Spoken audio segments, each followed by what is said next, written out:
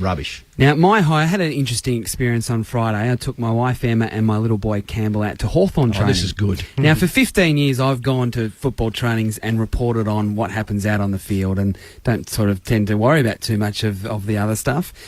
But my high is to the Hawthorn Football Club, and more specifically the players, that at the end of training, the property steward came out and gave every player a texter. Half the playing list went one way of the race, the other half went the other way, and the way that they interacted with the young fans, signing autographs, having photographs, just talking to the young kids, I thought was outstanding from Hawthorn. All those players should get a real pat on the back, and my little boy Campbell has got a fan for life in Isaac Smith, who spent some time with little Campbell, and he went home in the car clasping his new footy, and he loved every moment. Got the badge, and it's all about Isaac now. But the way that the Hawthorn players interacted with their for a lifetime. Players, they have a huge impact on my little boy. This is a whole new world for me. He was absolutely wrapped. And a low. Oh, my goodness. Roadworks. Now, we were coming home from Geelong, probably 10,000 going up the highway, and they decided to make the freeway go one lane around Williamstown Road. A traffic jam at 12:30 at night. Now, yes, you've got to do roadworks at some time. Not on a Saturday night when there's AFL football at Geelong. It was extraordinary. It was dreadful. And what have you got in store for us? I will high. I think Jared Rivers made the single best decision a footballer has made all year last night when he left Pavlich, came up to affect the contest, and had he not, he was stone dead. It was a Dockers goal, and in a one-goal game, that was pretty amazing. And I'm lowering the Suns. I was holding with the Suns. I thought it'd take them a few weeks to get into it. Yeah. The way they started the game yesterday was atrocious, given how much they had on the line. That's attitude. That's not absence of Ablett. That's attitude, and that's not on. Footy coming up. The Sunday Inquisition is adjourned. Newborns are always beautiful. They cannot fail to make the heart sing, for even the plainest faces are alive with promise. New on BBC DVD, Call the Midwife is charming and entertaining. Follow Nurse Jenny Lee and the midwives and nuns of Nonatus House as they work to provide the best possible care. Call the Midwife Series 3 from ABC Shops, Centres and Shop Online. Grandstand AFL. 100% pure footy. Pure footy, pure footy. You're with Grandstand. Live and commercial free. Grandstand AFL. Grandstand AFL. Does well, throws it on the face. Straight out of the middle, runs a long way, kicks it a long way, and kicks it straight. Grandstand AFL. Grandstand AFL. Gets the hand pass away from 30, kicks their sixth for the quarter. They need a kicker. The kicker is Frawley. He snaps. He goes. Welcome to live and commercial-free coverage of the AFL. You're with Grandstand. On ABC Local Radio and on ABC Grandstand Digital. ABC Grandstand Digital.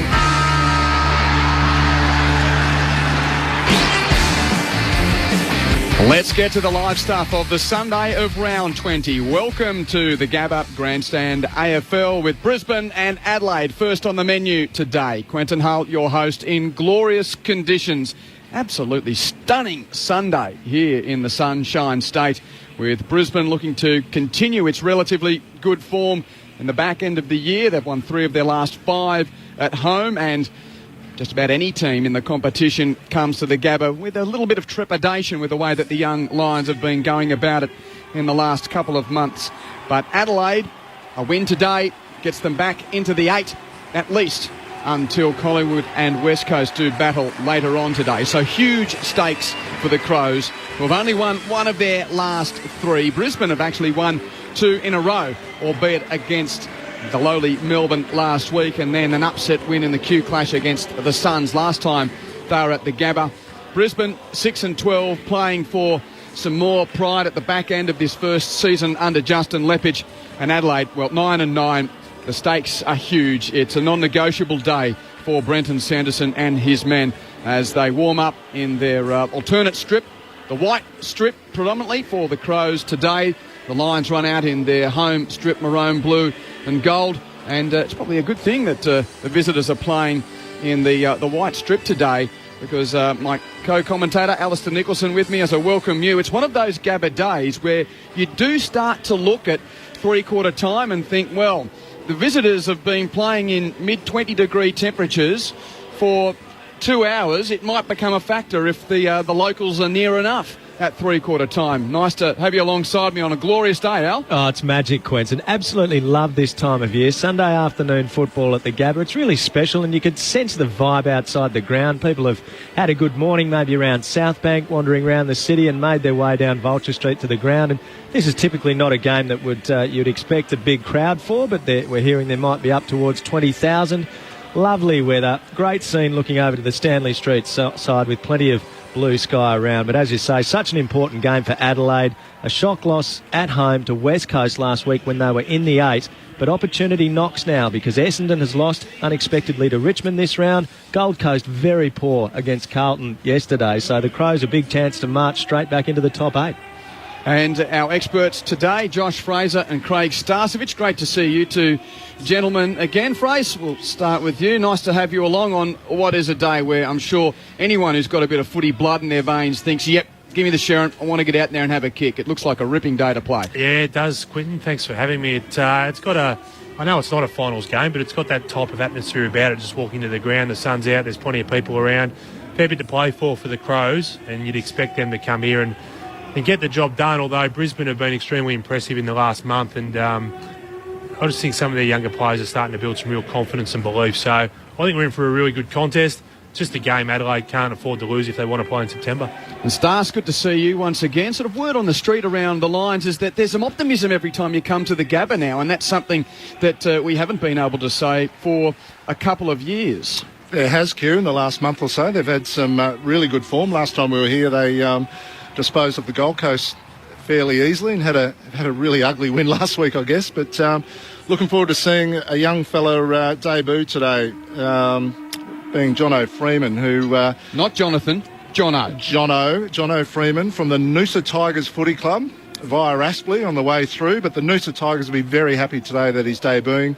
Not the least due to the draft fees that come their way as a community club. But it's a nice little fillip for your local club. A few club presidents will be watching his performance closely, I'd imagine, Craig, just to see whether the Lions have got a nice little bargain in Freeman. But the first of the academy boys to be put on the list and play a game of footy, Al. So yeah, it's unfair, isn't it? It's an absolute rort. I mean, fair dinkum. The teams in the north get such an easy ride. Do you know, these days? It's like 12 years ago, or whenever it was, 13, 14 years ago, when Nick Riewoldt was the number one draft pick, and everyone thought Queensland was going to churn out number one draft picks year after year after year, and it just hasn't happened, Q, surprisingly. Would have been a Lions player if they didn't change the rules. Still a developing state, and we definitely need our academies. So, to the elements of today, gentlemen, the teams are as named on Thursday night and then tweaked on Friday, so the emergency is not required, so that's a scratching through McGrath, Beams and Leicester for Brisbane, and good news for the Lions that they're making 3 changes unforced due to injury. That trio omitted. While for the Crows, Podsiadly and Thompson are out. Brad Crouch, Laird and Shaw not needed as the emergency. So the subs are Marco Paparone for Brisbane and Mitch Grigg for the Adelaide Crows. So Matt Crouch is playing. Brad Crouch is... Well, I got the brothers around the wrong way. Brad Crouch is playing, Matt Crouch is not. So younger brother sits on and watches bigger brother play today. And, it's interesting that Justin Lepich has got to this point where he's been able to make changes without injury. And, Thompson and Podsiadly out of the Crows team, the 2 experienced heads not there today. Yeah, and I think that changes your balance, doesn't it, Josh, when you take J-Pod out of that forward line and now the focus is now on Tex down there. So just makes those matchups a little bit easier. You can't spread the opposition as far. Yeah, it's a big day for Jenkins. It's a really big day for him. He needs to have a day out and get hold of the younger Brisbane defenders. And it's a big day for Eddie Betts, I think. I think he really needs to impose himself on this contest. When you look at Adelaide, you get a feeling that if they don't get a big game from Dangerfield or Sloane, then they really do struggle. Jacobs is another one that's extremely important. So they'll be relying on a really massive game from one of those midfielders, key midfielders, and also Jacobs giving him first use in the ruck against a Stephen Martin who has just been outstanding since his return to the senior lineup. So I like what Brisbane are doing. Rockcliffe's given them great leadership and another solid season. Young Taylor's been an exciting player for him. We know Zorko's a very good player, forward 50. And Buick's another player that's come into the side and added a fair bit. So I think there's plenty to look forward to for Brisbane. I just think that there's too much at stake for the Crows. Those players we mentioned, they need to play well. And Betts and Jenkins up forward need to fire and kick, I think, 6 or 7 between them. Well, I mentioned that the conditions are gorgeous. The man that's got the pleasure of sitting out amongst them today, Matt Webber, welcome to you on the boundary. Afternoon, Quentin. Afternoon, everybody. Yes, stunning conditions down here. Where's my sun lounge? Maybe a cheeky pina colada or something like that to take this game in. You'd reckon they could just about roll out the first day of an Ashes Test match too. Conditions absolutely sublime. Really looking forward to it. As you've mentioned, the Brisbane Lions definitely building towards something. Of all those developing sides, they've just developed this tenacity over the course of the year, paying dividends late. They'd want to be a bit of a wrecking ball at this point of the year, I reckon, and they come across a prime target in Adelaide who have everything on the line, must win now that the Suns and Essendon have left the door ajar a little bit. Most looking forward to this game. It's going to be a ripper, I reckon. Good on you, Matt. So break it down for us, guys. The power of Adelaide up forward with Taylor Walker back in the team seems one obvious area that Brisbane lacks at the moment, but the development of Brisbane's forward line in the absence of Jonathan Brown seems to have heartened a few. Yeah, I think that's changed significantly since, Brownie's sort of vacated that space, and now Michael Close and Daniel Merritt, luckiest man this week on the planet, I would have thought. On the planet? Playing a game of footy this week. But it's just changed the way that's looked, and I think they now know that if they can get it into those tall targets, they've got Taylor, Green and Zorko at ground level that can wreak absolute havoc. So we've seen that quite a bit in the last month. So at least there's some sort of structure up there. I'm noticing John O'Freeman's going to start the game as well. He looks like he's heading down the forward line. So really exciting time for the young fella. In a way, it's good to see Justin Leppich rewarded for what he's done, isn't it? If you look at it, Brent Maloney was part of the squad and there were questions over why he wasn't getting a game at the start of the year, but he drew a line in the sand, and now we're seeing these young players with 14 or 15 games to their names. In the case of Lewis Taylor, he's played every game, so I guess he's accelerated the pace of their progression, and we're seeing the fruits of that now. Yeah, there's still going to be some inconsistencies. I think that's the important thing to remember. There's such a young group that they've done a terrific job today, but they're still going to fluctuate a little bit. Let's hope today, for the sake of the game, they played their best. Who wins? Crows for me. Yeah, probably Adelaide. Al Nicholson to get you underway. Enjoy the start of Sunday of round 20. And umpire Stevens lays it into the Gabba turf. Jacobs the first tap for the Crows, but he's out after it, but jumping in over the top of it was Zorko. Got a little hand pass out. Ace was tackled without the ball, and the South Australian will take the free kick at the back edge of the square. Adcock short pass. Mark dropped by Patfield, but he does well to gather. Shrugged to tackle. He's tackled though a second time by Betts. Line still in possession. Rockcliffe to Martin. Martin on the Stanley Street wing. Hand pass back to Maguire and a short pass. And the mark taken by Rockcliffe in front of the interchange on the far side of the ground. He brings it back towards the corridor, and a mark taken by Mays. Still on the wing. He's going to try and switch the play. Man on in the middle is McStay. So impressive last week. He marks and falls over trying to play on. Just gets his kick away, and it's a nice ball for Gardner, the rising star, after taking 12 marks last week. So a precise build-up here. Gardner's kick infield results in a free kick going to Jed Adcock. And Gardner wanted to play on, was called to play on, is tackled by Tom Lynch and is holding the ball. Fair call, Q. Yeah, poor awareness, isn't it? He did decide to play on, and he's cost his side a costly turnover. So Lynch for the Crows, kicks to the wing, right marks. He kicks forward of the wing for the Crows, and that works. Jenkins takes the footy, 2 kicks from goal between wing and right half forward for Adelaide, who are kicking to the western end in this first term. He kicks it towards the attacking 50. No mark. Off a pack, Zorko's ball for Brisbane. Hand passes to the dangerous Hanley. He hands it to Aish, and the Lions willing to run and gun off half back. Interchange from Leicester back to Zorko, all by a hand. A bounce then to Hanley, to half forward. Oh, please finish. It would be so pretty. The kick on goal by Twist is a goal. Oh, that is lovely. Welcome to Sunday football, ladies and gentlemen. Fantastic footy. Off half back for Dane Zorko to take the game on. have a bounce through the corridor and set things up, that's when the Lions look really dangerous. Yeah, it's an interesting kick from Jenkins to the inside of the 50-metre line to Eddie Betts, almost a 2-on-1. Great to see Brisbane off the back of the turnover, put some speed on the game, link up with handball through the middle of the ground, and a terrific finish. So really positive start for the Lions. Only Crisp's third game of the season after some solid form in the NEAFL. He's made the most of his chance at AFL level, and that is when the Lions look at their best, when they take the game on through the corridor. Very nice goal to kick off proceedings here. That's not a very nice bounce, and the umpire should have recalled it. Martin palmed it down. Rockcliffe to Zorko by hand, and Martin by hand. His short pass marked by Crisp, 55 out. They want to play on it all.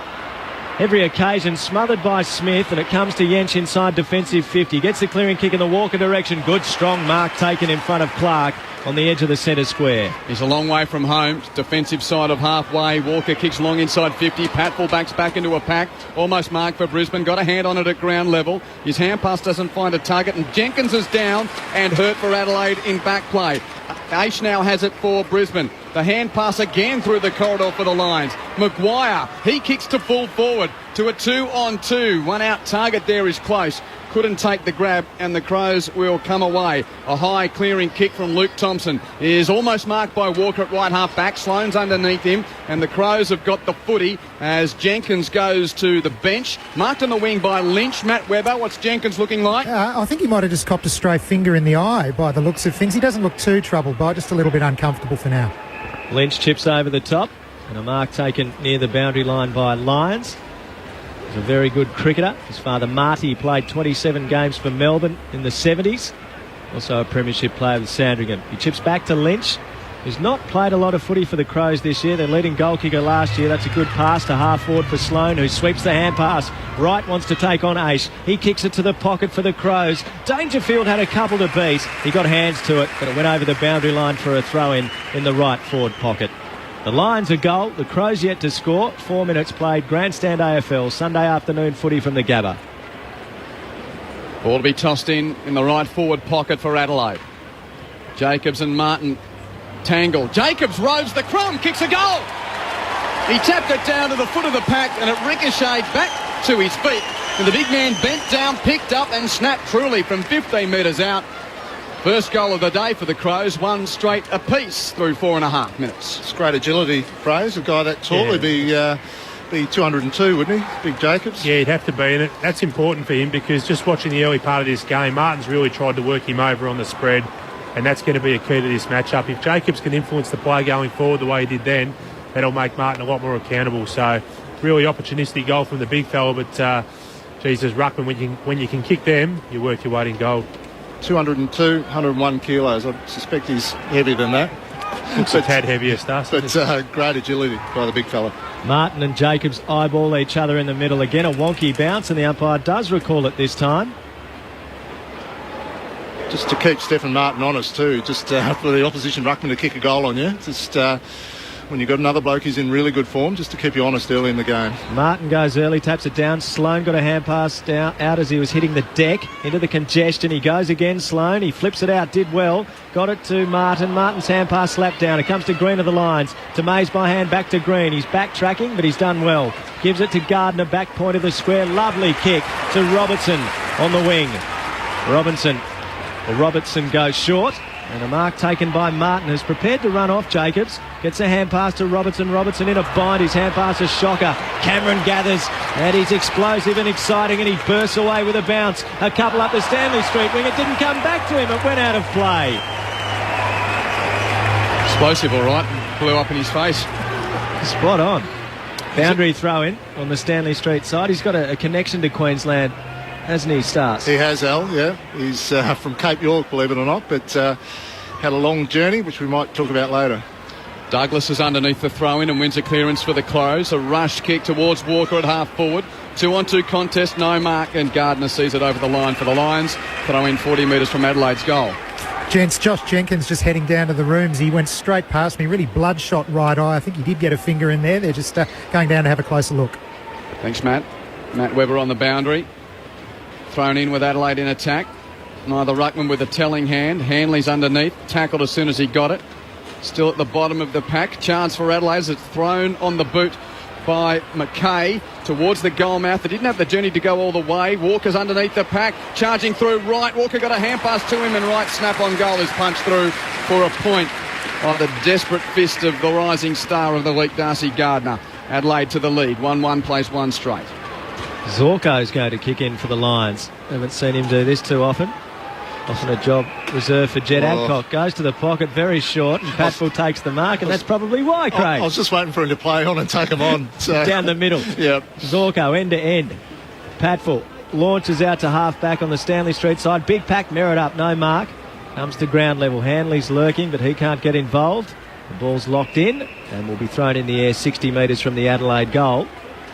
As Ace gets himself up from the bottom of the pack. Thrown in the air. In the sunshine at the Gabba. Third man up was Sloane. Quick kick forward inside the 50 for the Crows. Up goes Big Lynch. He can't take the mark. Maguire's got it in the pocket. He's confronted. Lions might want to see this out. It's not going to go out. Zorko's got it. He's wrapped up ferociously by Sloane, who's averaging 7 tackles a game. He loves that stuff. It's locked in 35 metres from the Adelaide goal at the western end of the ground. They lead by a point at the 8-minute mark. No changes to the teams. Mitch Grigg and Marco Paparone, the subs. As Brisbane clear. Zorko's kick from the pocket goes to a pack on the wing, but it's won by Adelaide's Jench. Kicks the ball back into attack for the Crows. No mark. On the ground about 40 metres from Adelaide's goal. Martin there for Brisbane. Hacks a defensive kick clear, but only to Andy Otten of Adelaide. He marks a kick and a half from goal at left half forward. So the Crows go into attack again, very wide to the pocket, looking for Walker. The spoil was good from, was that Tom Rockcliffe doing the punching work there? Or was it Goosey Maguire? It was Justin Clark with the spoil. So some interesting matchups down there. Q Clark's actually got Walker, and Maguire's got the sort of smaller Tom Lynch.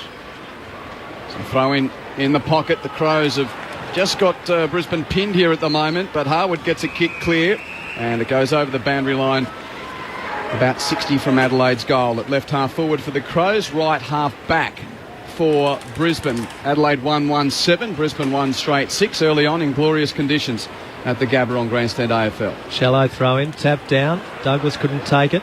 Over at Rockcliffe, dispossessed in a strong tackle. Ball spills out. Sloane's little hand pass near the boundary line, picked up by Buick of the Lions. Hand pass to Zorko at half back, comes back towards the corridor.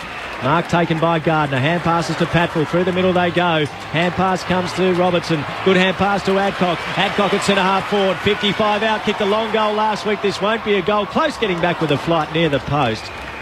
Couldn't take the mark. It's gone off his hand over for a throw in 15 metres out. Great build up though. The courage to take that kick inside from their half back line. Just opened the ground up totally for them then, and some run and carry. They look very good, Brisbane. It'll be Jacobs and close. Another shallow throw in, knocked back towards the boundary line. Taylor went flying after receiving a bump. It's gone out of play in the same spot. Lions deep in attack at the eastern end. There's a fair degree of risk with that style of play too, isn't there, Fraser? And it's just great to see the Lions. Obviously, confidence is up over the last month, so you tend to back yourself with those sort of risks. Jacobs palms down. Zorko's lurking. Crouches there. Paddles it back into the congestion. Zorko goes again. Loses control of it. It comes to Jench of the Crows. He'll clear the immediate danger. Maguire in the pack. Good mark. No, not quite. Didn't bring it down. He'll go again. Try to turn tackler on Lynch, who did well to work it towards Sloane. He's on the deck. Hand pass pinched by Robertson. High up and under towards about 30 metres from goal. Henderson's got it. It was Otten. Flipped it back, and Crouch will clear for the Crows. Brad Crouch's kick to Patfull and Lynch with a contest there, and the free kick goes Patfull's way. The ungainly attempt to spoil from Tom Lynch. So the reigning dual best and fairest kicks backwards, marked by Gardner near the bullseye. So the reset position for the Lions. Oh, the hand pass went to Harwood, who took too long. Great pressure from Charlie Cameron. The Lions might keep onto it though. Adcock, he's held without the football and will get a free kick. Surely that's holding the ball, isn't it? Surely that's holding the ball. Absolutely agree. They're very, very lucky to get away with all of that. And then to rub salt into the room, Cameron should have been given a kick and then gives away the free kick for holding Adcock without the ball. Adcock hand passes to Maguire. From the bullseye, he kicks long to the pocket. Merritt pushed out his man. No free kick at the back of the pack. Jacobs wins it for Adelaide. His kick to left half back is good. Matthew Wright marks for the Crows. Adelaide 1-1, Brisbane 1 straight. Good footy early on here in beautiful conditions at the Gabba. Kick to the edge of the square for Smith. Dangerous kick. He kicked it off the outside of the boot. McStay intercepted. Short pass to Mays. Short pass to Taylor. 60 from goal. In the corridor, Louis Taylor. He's got Harwood or he's got Rockcliffe. He goes short on the bounce to Rockcliffe. Still 60 out. He goes to the edge of 50. Nice pass. Mark taken by Crisp. 48 metres from goal. He's a good long left foot kick and he's a chance to kick his second. Gee, Brodie Smith's kick, Fraser, under no pressure through the middle of the ground was just an absolute shocker. Turnover around about half-back. Yeah, they were away too, Stas. The first time they were able to pull the ground apart and get some space. Just a poor kick. So Crisp coming through the centre square. The kick's from about 60. Hasn't quite got all of it to a pack and a big mark taken in the goal square. Tremendous stuff from Michael Close. What an emerging prospect he is. Or is it McStay? McStay, who did this against the Demons last week as well. He was playing as a defender, predominantly at reserve level, but he's showing he's a real target up forward as he goes back and kicks the goal. What a very nice set of hands Daniel McStay possesses, and he's got a goal to his name this afternoon. The Lions have two straight. The Crows 1-1-7, 13 played opening term. I reckon a real bonus to the Brisbane Lions coaching staff, whether it's the defensive coaches or the forward coaches who are practising jumping at pack marks from 3 or 4 deep, and they're trying to educate that skill with their young group coming through, and then you see this starting to happen in the last couple of weeks where a guy can actually do it is absolutely fantastic. Yeah, over the top of the opposition ruckman as well, so really good signs for the Lions. They're up and about. I just don't think Adelaide have got their game going anywhere near what we know they're capable of. The Lions have closed them down well and hurt them on turnover. Josh Fraser and Craig Starcevich on Grandstand AFL. Centre bounce, whistle. Just as Dangerfield kicked it off the ground and got it going forward for the Crows, but it's coming back to be a free kick to Pat Dangerfield in the middle of the ground. So he kicks it wide, finds the target in Brodie Martin, who's on the northern wing in the sunshine. Martin's kick inside 50, looking for Walker, who's spoiled by Harwood. Falls close to the boundary line. Douglas keeps it in for the Crows. He's in the hardest of angles, centering kick, misses the target. And the mark is taken by Crisp, who's now back in defence for Brisbane. He kicks it to right half back. Maguire's there. The Lions are out and running again. Maguire hand passes to Robertson. Robertson kicks over the wing for Brisbane. 2-on-2 contest at half forward. Otten almost spoils, but it ends up in the hands of Green of Brisbane. He's 60 out, the little man. The Blood Knight stops, assesses. He kicks to the lead of close, but it's well read by Henderson, I think it was, coming across to take a relieving mark for Adelaide. And good news that Jenkins is back out there because he's just taken the mark from Henderson's kick. His kick for Lions, who took it on the bounce, gave it to Crouch. He strongly tackled, and Crouch was strong enough to get the hand pass away to Lions. Well played. It comes to Martin, short pass to Betts at right half forward for the Crows. He wants to go very wide to Douglas. Douglas still 2 kicks from goal.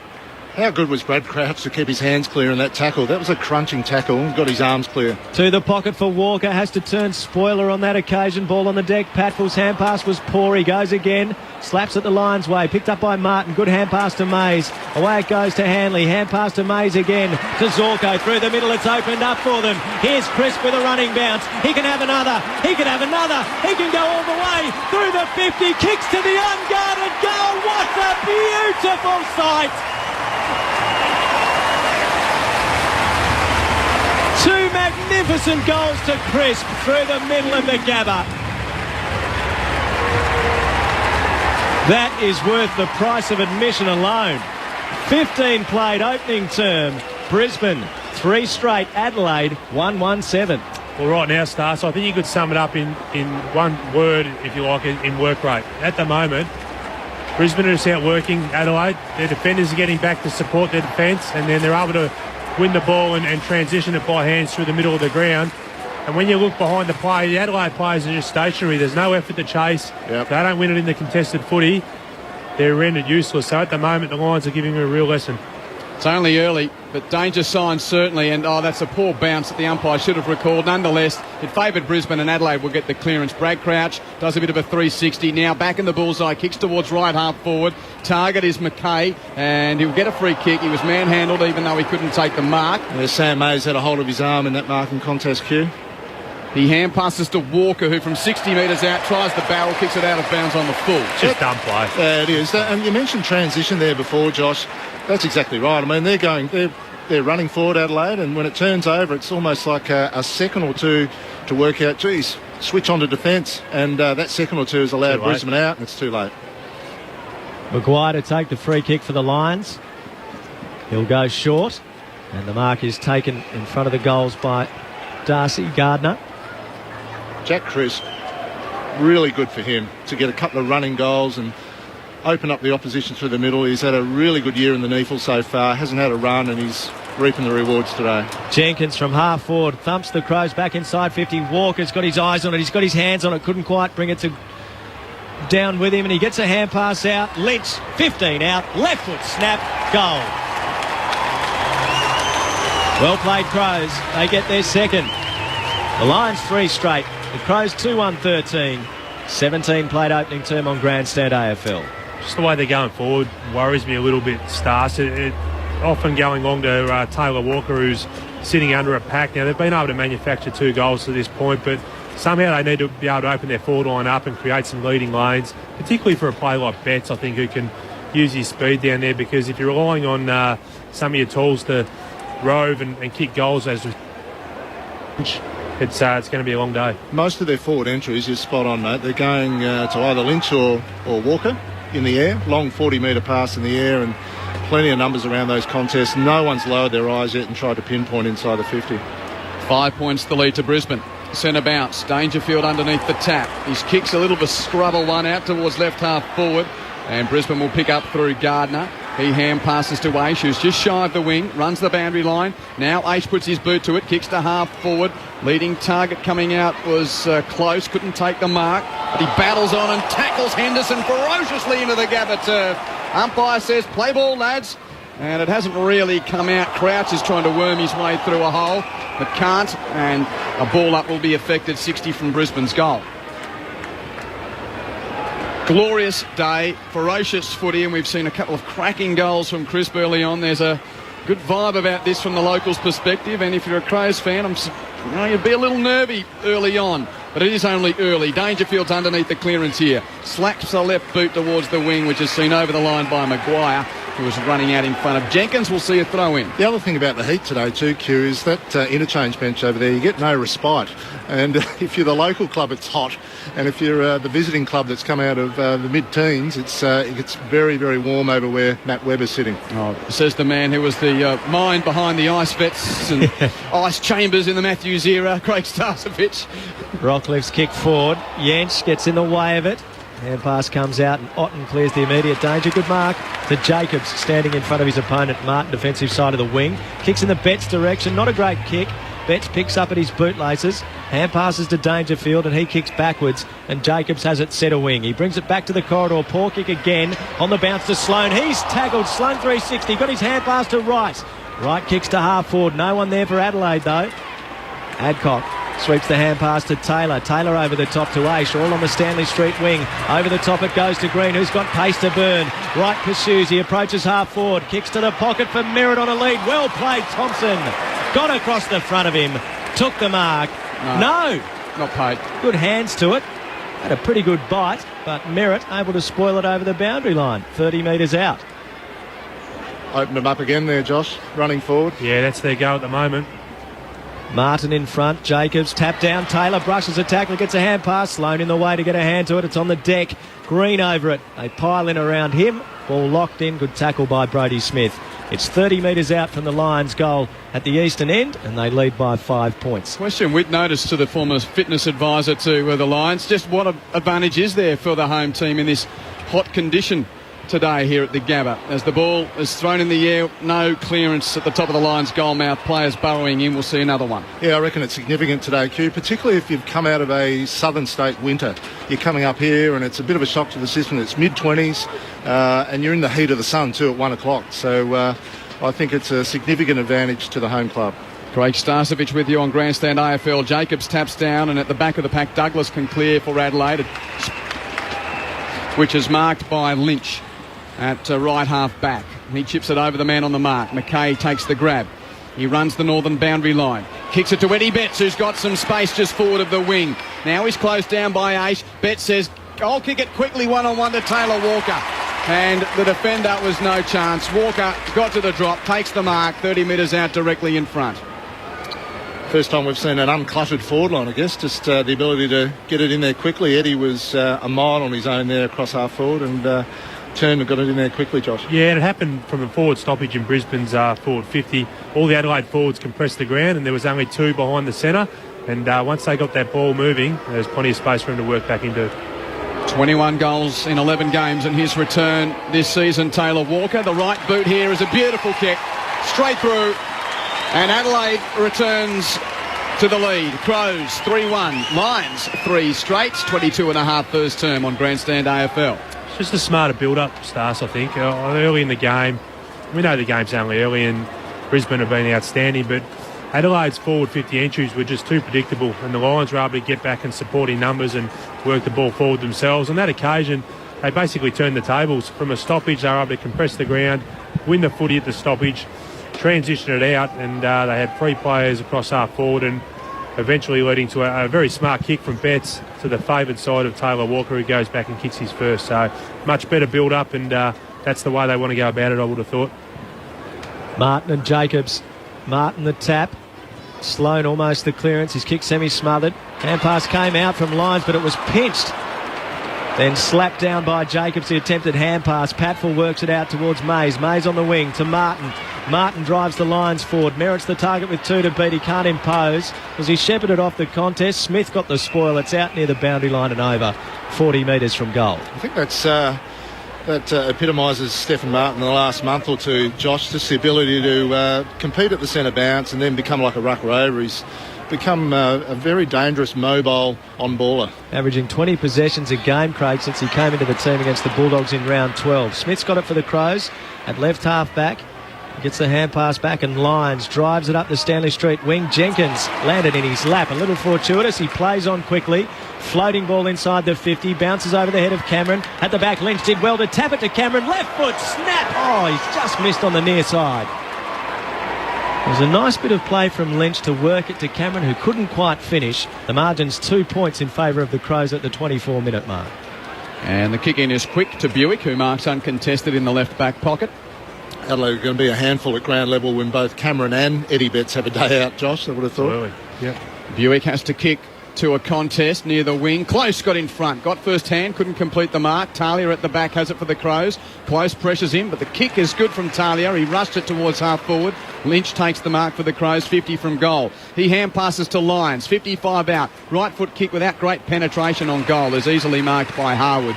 Tracking back for Brisbane on the last line of defence. So they'll reset from the goal square. Harwood, who only played 2 games prior to round 11 and hasn't missed since. He's averaging 18 possessions a game, and that's not a good possession because he's spotted Jacobs at left half forward.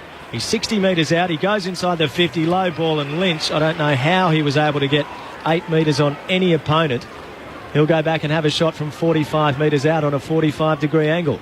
Adelaide did really well to set up then when Harwood kicked in, Josh. Just forcing him to kick long down the line. They're not getting into Sam Jacobs' hands, but just did really well to set up their zone and structures to cause that long kick and then eventual turnover. So Lynch, 33 goals last year to be their leading goal kicker. Only 5 this year coming into the game as he drives through it from 48 metres. That's not a bad hit at all. Great goal from Lynch. He's got 2 now for the afternoon. And Adelaide out to its biggest lead of the game. 8 points at the 25-minute mark of the opening term. 4-2-26. Plays 3 straight 18. It's been a good response from the Crows because early in this quarter or in the game, it was Brisbane's intensity and intent that was doing all the damage. So they were able to weather the storm and get the game back on their terms. It's 2 minutes 40 left in the term, so it's going to be an important couple of minutes for both sides. If Adelaide can get one more back, I think they'd be happy with their start, and if Brisbane can pinch one, they'd be thrilled with the way they've gone about it. So a big couple of minutes coming up for both sides. 6 scoring shots to 3 to Adelaide, and they're leading the inside 50s by 2. Probably the easy in how Brisbane have got their goals, I think, which has been the most impressive part. Jacobs first hand at the centre bounce, Dangerfield underneath, just couldn't get a handle on it, and he's pressured by Rockcliffe. The ball bumbles its way towards half forward for Brisbane without anyone getting a clean handle, and the umpire's going to sort it out with the ball up.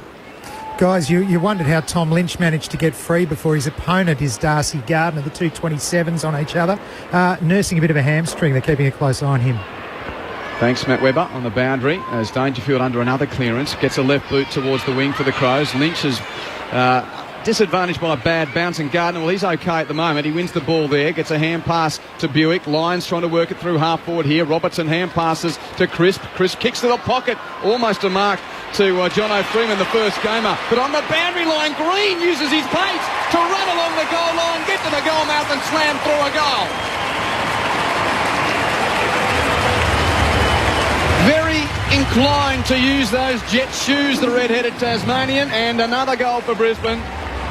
4 straight to the Lions, Adelaide 4-2, as we get to the shadows of quarter time. Gee, he didn't need much space, did he, Josh? Little Josh Green, but I'm sure Luke Brown would be ecstatic about his tackle there, allowing to break through. Thinking the same thing, Stars. That's one he probably won't want to see in the review. But his ground ball, Green's ground ball was super impressive, wasn't it? He was able to turn his body and put the afterburners on and get to goal. He's got great goal sense and he's becoming a really important player for the Lions. He's kicked 26 for the season now. It's been a good year for Josh Green. Free kick out of the middle will go the way of the Crows just as Zorko was breaking towards centre half forward. It'll be taken by Sloan, who's made a good start for the Crows. Just behind the bullseyes, he drives long in the Jenkins direction. He takes a strong mark, not quite, yes. Umpire has paid it, yes he has. It was one of those 50-50s where he got a good piece, but it fell out late. Paid the goal, I think. Well, is that no, it can't be a goal. That's bizarre. It must be a free kick. The umpire's bringing it hasn't back. Played chop in the arms, has he? The goal umpire's already waved the flags for a goal. Now he's crossing them over. It has to come back. Yeah, not the goal umpire's fault, I might add, because the fieldy gave the all clear and then realised, no, I called a mark. So the fella who marked it's got to actually take the kick, not spilling out for advantage. The boundary umpire's just gridironed the ball back about 35 metres. Good throw, wasn't it? Huge throw. Should be That's good from the umpire too. He made a blue and he fixed it straight away. I think that is Jordan Bannister, the field umpire, so well done to him. Jenkins with goals in 13 of his 16 games. He's had a very good year for the Adelaide Crows. He comes in, kicks from 40, a floating, wobbling Kernahan ball that's away to the left. Wished he got a chop the arms free kick there. Yes. Well, he should have kicked that, Josh Jenkins. And the margin is 3 points to the Crows as we tick up towards 30 minutes played in the opening term. I'm nervous about Ryan Harwood kicking in, Al. Well, it wasn't his fault, but the second man has kicked it to a Crow. Where's Jed? It's usually Jed or Hanley. Yeah, it wasn't actually Ryan's fault that time. It was the second kick. Pat Dangerfield has marked the kick from Tom Rockcliffe, who you'd expect better of. Yeah. Rockcliffe was trying to precisely move it from the pocket to half back, but Dangerfield's got in the way. He kicked a cracking goal round 2 last year out of the middle in one of his better performances of 2013. Hasn't been as explosive as last year, but hampered by a few niggles, Paddy Dangerfield. This kick from right on 50, slightly left-hand side. He's given it a good ride. That's a great kick from a fine player. To kick an important goal for his team close to quarter time. Dangerfield now has 16 goals for the year. Adelaide has 5 for the day and leads by 9 points at the 30.5-minute mark. Crows 5-3, Lions 4 straight. I was about to say a couple of minutes ago he's had a quiet first quarter, Josh, but he's now cranked that up to 7 touches and kicked a goal, so you can't keep him out of the game. Geez, that's a good finish, isn't it? Really nice finish. Just flashed it, didn't he? From about just outside the 50. Beautiful kick. I reckon a few of those niggles, Q, have been from opponents at times too. He's getting some very close attention this season, Patrick Dangerfield, as opposition teams realise just how important he is to the Adelaide Crows. Jacobs wins the tap down to Dangerfield. Good pick up at his bootlaces and a kick towards half forward. Otten's coming out to meet it. It was Walker leaving it in the end, creating space for Martin to run onto it. Kicks from 50. Not a bad low ball towards goal. It goes through. Brodie Martin with a goal from right half forward. Well played by Walker. He decided not to go at the ball, but to lay a shepherd, block bodies and create space for Martin to have time to assess, take his time and slot it from 50. And the Crows get back-to-back goals approaching quarter time. They've got 6. 6:3:39. The Lions are 4 straight 24, 31 and a half minutes played in the opening term. And we've only got a few seconds remaining of it.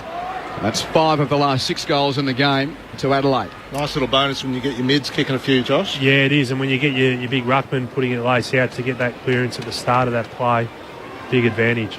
I was just going to ask you about that, Josh. It seems like Jacobs is starting to get a read on Martin, but Martin gets a hand there at the centre bounce for Brisbane. Sloan applies a very strong tackle to ensure there's no clearance, and we'll see a reset in the bullseye. Clearance is 11-8 to Adelaide, and surprisingly, they're not winning the centre clearances, so the Lions must have had a few banked early in the quarter.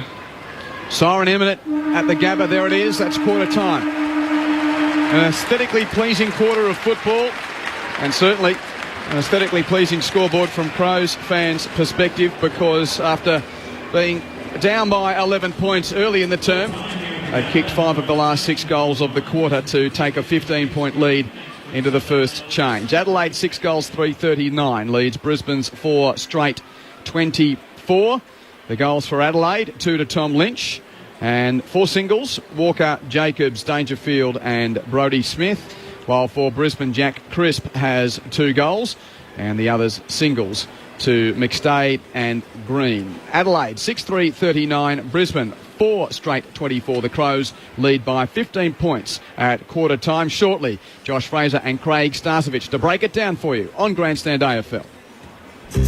Mum, this is who I've always been on the inside. I came here to show you who I really am. New on DVD, Carlotta, based on the life of the iconic Les Girls headliner and transgender pioneer. Starring Jessica Murray, it is a universal story about identity, tolerance and acceptance. Carlotta is an uplifting celebration of finding your place in the world and making your mark against all odds.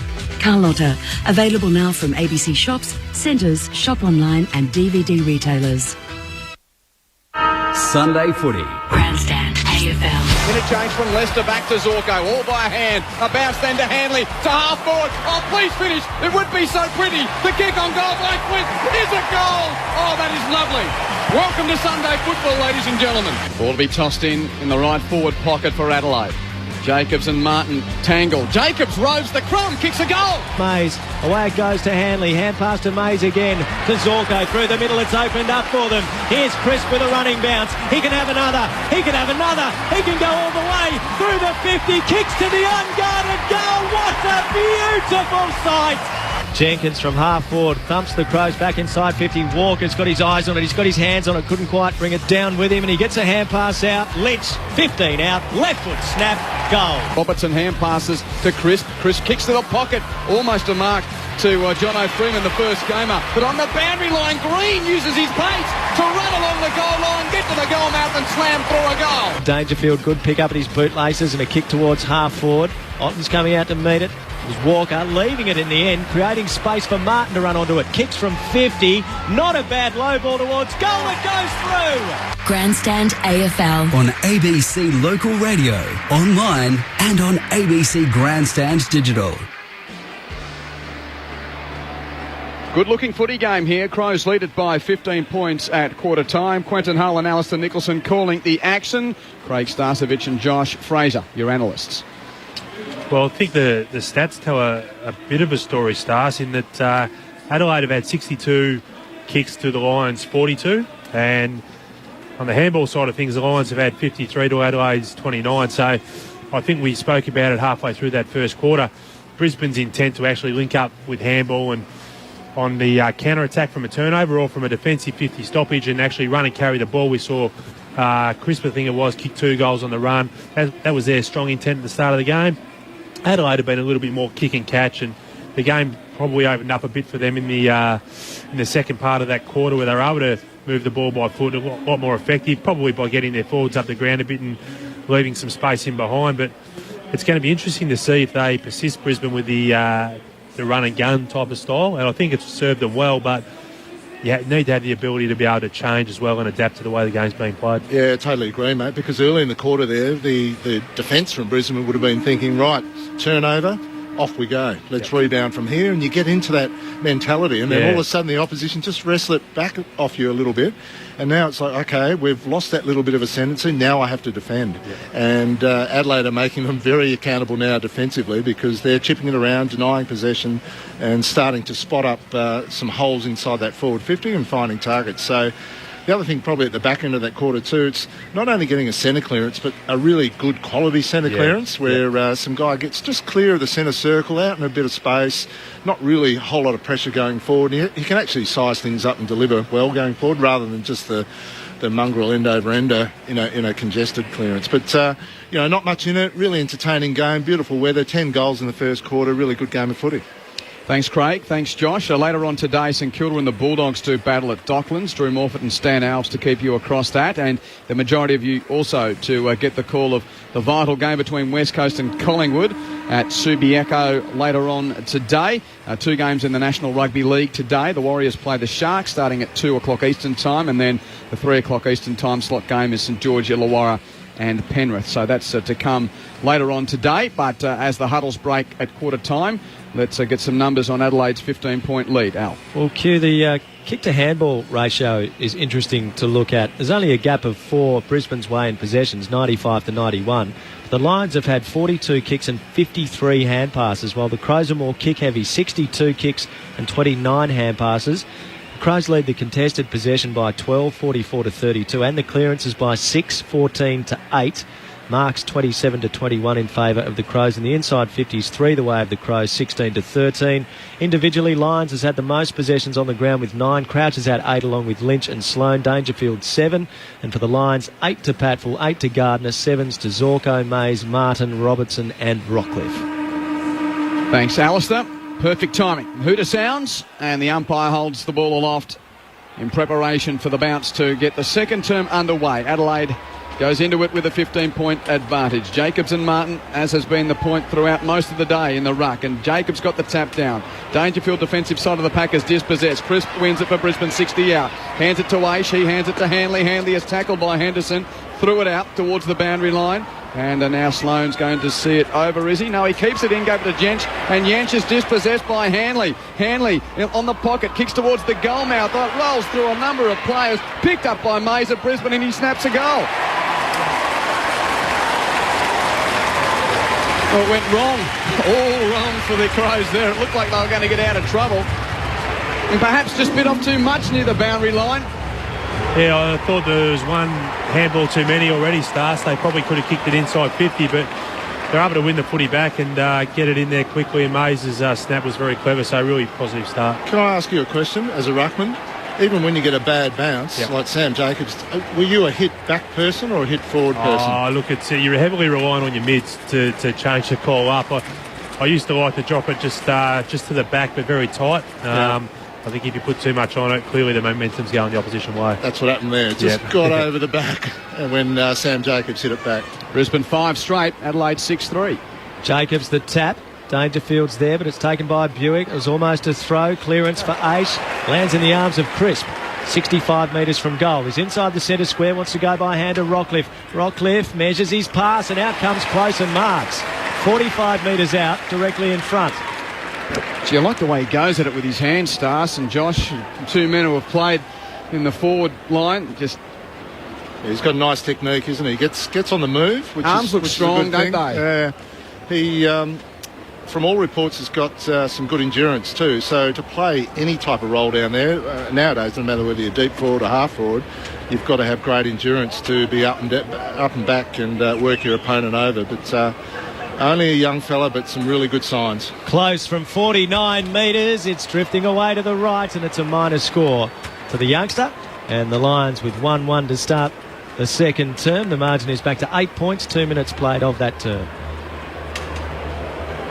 As the Crows drive it long from the kick in, it's a good kick, and McKay takes the mark. Brodie Smith with the inbound there, finds the target beyond defensive 50. Hand pass goes to Jench. Jench kicks it into the middle of the ground, marked by Jacobs, just shy of the bullseye. In the centre square, he hand passes to Brodie Smith. Smith's kick towards right half forward as well, marked by Lynch. 60 from goal for Adelaide. Out in the sunshine on the southern side. Lynch quickly back to the top of his mark, kicks inside 50 over the head of the lead of Jenkins. Justin Clark got a bit of a fist on it for Brisbane, and the Lions have the ball in the pocket. Buick under pressure. Hand passes not all that great. Into a 50-50, but Rockcliffe comes out with it for Brisbane. Hands it to McStay at defensive 50. He hands it to Hanley. Hanley runs over the boundary line. Hand passed it over as well. Jeez, lucky. And he is a bit lucky. He might have been over the line already, Hugh, there, but...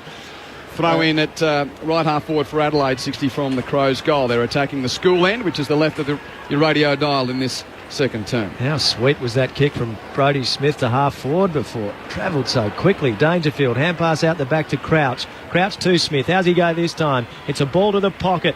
Can someone mark? No. Fisting away from Lynch was Gardner over the boundary line for a throw-in 35 metres from goal. Despite dealing with the heat when you come up to a Queensland day like this, I think the southern clubs come up and think, wow, great conditions. We haven't zipped the ball around like this for a couple of months. How good is it to play in these conditions? So there is that side of it that sort of balances things out a little bit. Martin takes front position. Jacobs reach over the top. Lyons, little kick around the corner. Lynch trying to impose. Walker, a hand to it. Taken out, was he? No, said the umpire. On the deck. Ball flips out. A chance here for the Crows. Martin flipped it out. Tackled was right. Jacobs by hand to Crouch. Outside the attacking 50 comes to Jensch. Loads up very long away to the left. A minor score to the Crows. They move to 6-4-40. The Lions are 5-1-31. 4 played in the second term on Grandstand AFL. Guys, concern about Dane Zorko came from the field a moment ago. Left boot straight off and down into the sheds. I'll keep an eye on it. Matt Webber on the boundary line. As the kick in to left half back is marked by Buick. That was a good contested mark. Just in from the boundary where the paint of 50 meets the paint of the boundary, where the old social club terraces once stood. Buick kicks around that portion of the ground and a sliding mark taken by Hanley. Low to the ground, close to the boundary at left half back. Hard to remember what this place used to look like here, to be honest. But I've got it imprinted in my brain of Jason Ackermanis running that right half forward flank. I'm sure Josh has as well. As Hanley goes long to true centre wing, off hands and over the boundary line. A couple of moments of Ackermanis and Voss and Lappin running that outer right half forward flank. Josh, you've got a wry smile. Yeah. I've got images of it happening at grand final day. As if he was on the Greyhound track from back in the day, Q, which was also a prominent feature of this ground going back many years. Hanley lost the ball. Robertson diving in. Hanley lurking, trying to receive a hand pass, but it's Aish who gives it to Buick. His hand pass slapped down, taken by Taylor, did really well in the traffic. Hand pass over the top, slapped away of the Crows by Sloane. Cleaned up by Wright. He gets a defensive hand pass and the little kick. Not a great one. Martin chopped off by Martin, who dribbles it towards goal, end over end away to the left from about 50 metres out. Not sure what Brodie Martin was trying to do with his cute little chip pass. The margin is back to 8 points at the 5-minute mark. Stephen Martin could have got a gig in a Michael Jackson film clip with those moves, though. The big man just weaving through traffic as the Crows from the kick-in have quickly worked it to the middle of the ground. And a driving ball from Lyons puts Adelaide inside attack again, but Walker's caught behind. Hattersball gets a fortuitous bounce, and on the left he snaps on goal from 40 and misses. Through for a behind. Adelaide 6-5-41, Brisbane 5-2-32. Gee, Eddie Betts looks out of sorts to me. He doesn't look anywhere near. Well, he's not having the impact he probably should, but he's always 3 to 4 metres off the initial contest. He just can't get himself involved. Rockcliffe marked the kick in, goes in the Merritt direction. Nice pass. He marks in front of Talia at right half back. Now it's been struggling to impose, at least in the right way in recent weeks. He imposed heavily on Cam Pedersen last week. Maguire, hand pass to Patfull, defensively to Rockcliffe, just controls it, sits it up for Mays, got a hand to it, couldn't mark. Under some pressure there from McKay, it goes out of play and will be thrown in on the Vulture Street wing. The key there, Al, is that Daniel Merritt, while he hasn't had a lot of the footy, he's got the best defender. So he's taken Daniel Talia away from, potentially a Michael Close or someone like that. Yeah, it's a good point, Craig. Thrown back in centre wing. Jacobs another tap, but it's Aish at the full, tackled by Crouch. That's a throw, surely. Not paid by the umpire. Betts has got it. Hand pass out for Dangerfield. He tries to stride away from them. He kicks for the pocket. Walker playing in front was held by the jumper, and Clark fisted over the boundary line. Where was the free kick there? A throw in 20 metres from goal. I think the field umpy was on the good side for Justin Clark then, Josh. He was just probably didn't see the jumper move like Al did and we did. So the ball to be tossed in the left forward pocket for Adelaide. The Crows lead the game by 9 points. Jacobs getting first 10 regularly now. That flipped to the advantage side, but no one there. Zorko's back out there, so his ankle must be okay. He hand passes towards Green. Green was held without it, gets a cheap free kick at half-back, and he decides to bound away quickly. His kick to the outer side has Buick in space. Markson has a bounce, runs to the logo, kicks to half-forward, where the mark is taken by Maguire. What is he doing at left half forward? Matt Maguire. He's got a big shoe on him as well. Winds up from 60 hits the post. The veteran had visions of glory there, all bar the woodwork. We saw him kick one from exactly the same spot against the Suns a few weeks back. He nearly did it again. I think he was saying, Quentin, this is what I'm doing from left half forward. Thank you very much. That would have been some goal. Oh, and a torpedo. That is high a monster. and long, 80 metres up to the bullseye with the restart. Patfull spoiled it back the line's way, but Dangerfield was there. He gave to Crouch by hand, to Sloane by hand. He's in trouble, but he manages to get his hand pass away to McKay, who's gone. That is holding the ball every day of the week. Great tackle from Harwood. And Harwood now moves it quickly. Taking the mark at left half forward for the Lions is Rockcliffe, who's starting to get a fair bit of it. This for possession number 12. 65 out, goes to the lead. No mark taken. Close out after it, though. He can't gather. It was taken there by McKay. He hand passed back into the traffic, and they all converge around it on the 50, and the umpire will throw it in the air. Was that Andy Otten with the bomb out of fullback? Who got onto that one? It was a... I must admit, I didn't see, but... I was watching the ball in flight. Yeah.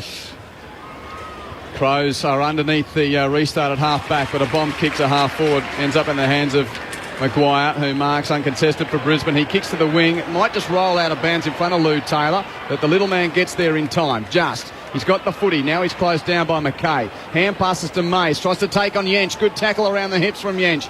Mays just throws out an indiscriminate hand pass, and the Crows come up with it. Brodie Smith under pressure. Hands it to Jenkins on the wing. He kicks Adelaide from halfway to half forward. Cameron flies. Couldn't take the mark, but he bounds up with a footy and then ran into a brick wall in Clark. He kept going though, Cameron. Kicked it off the ground. Now coming out, Lynch gives away a free kick, surely.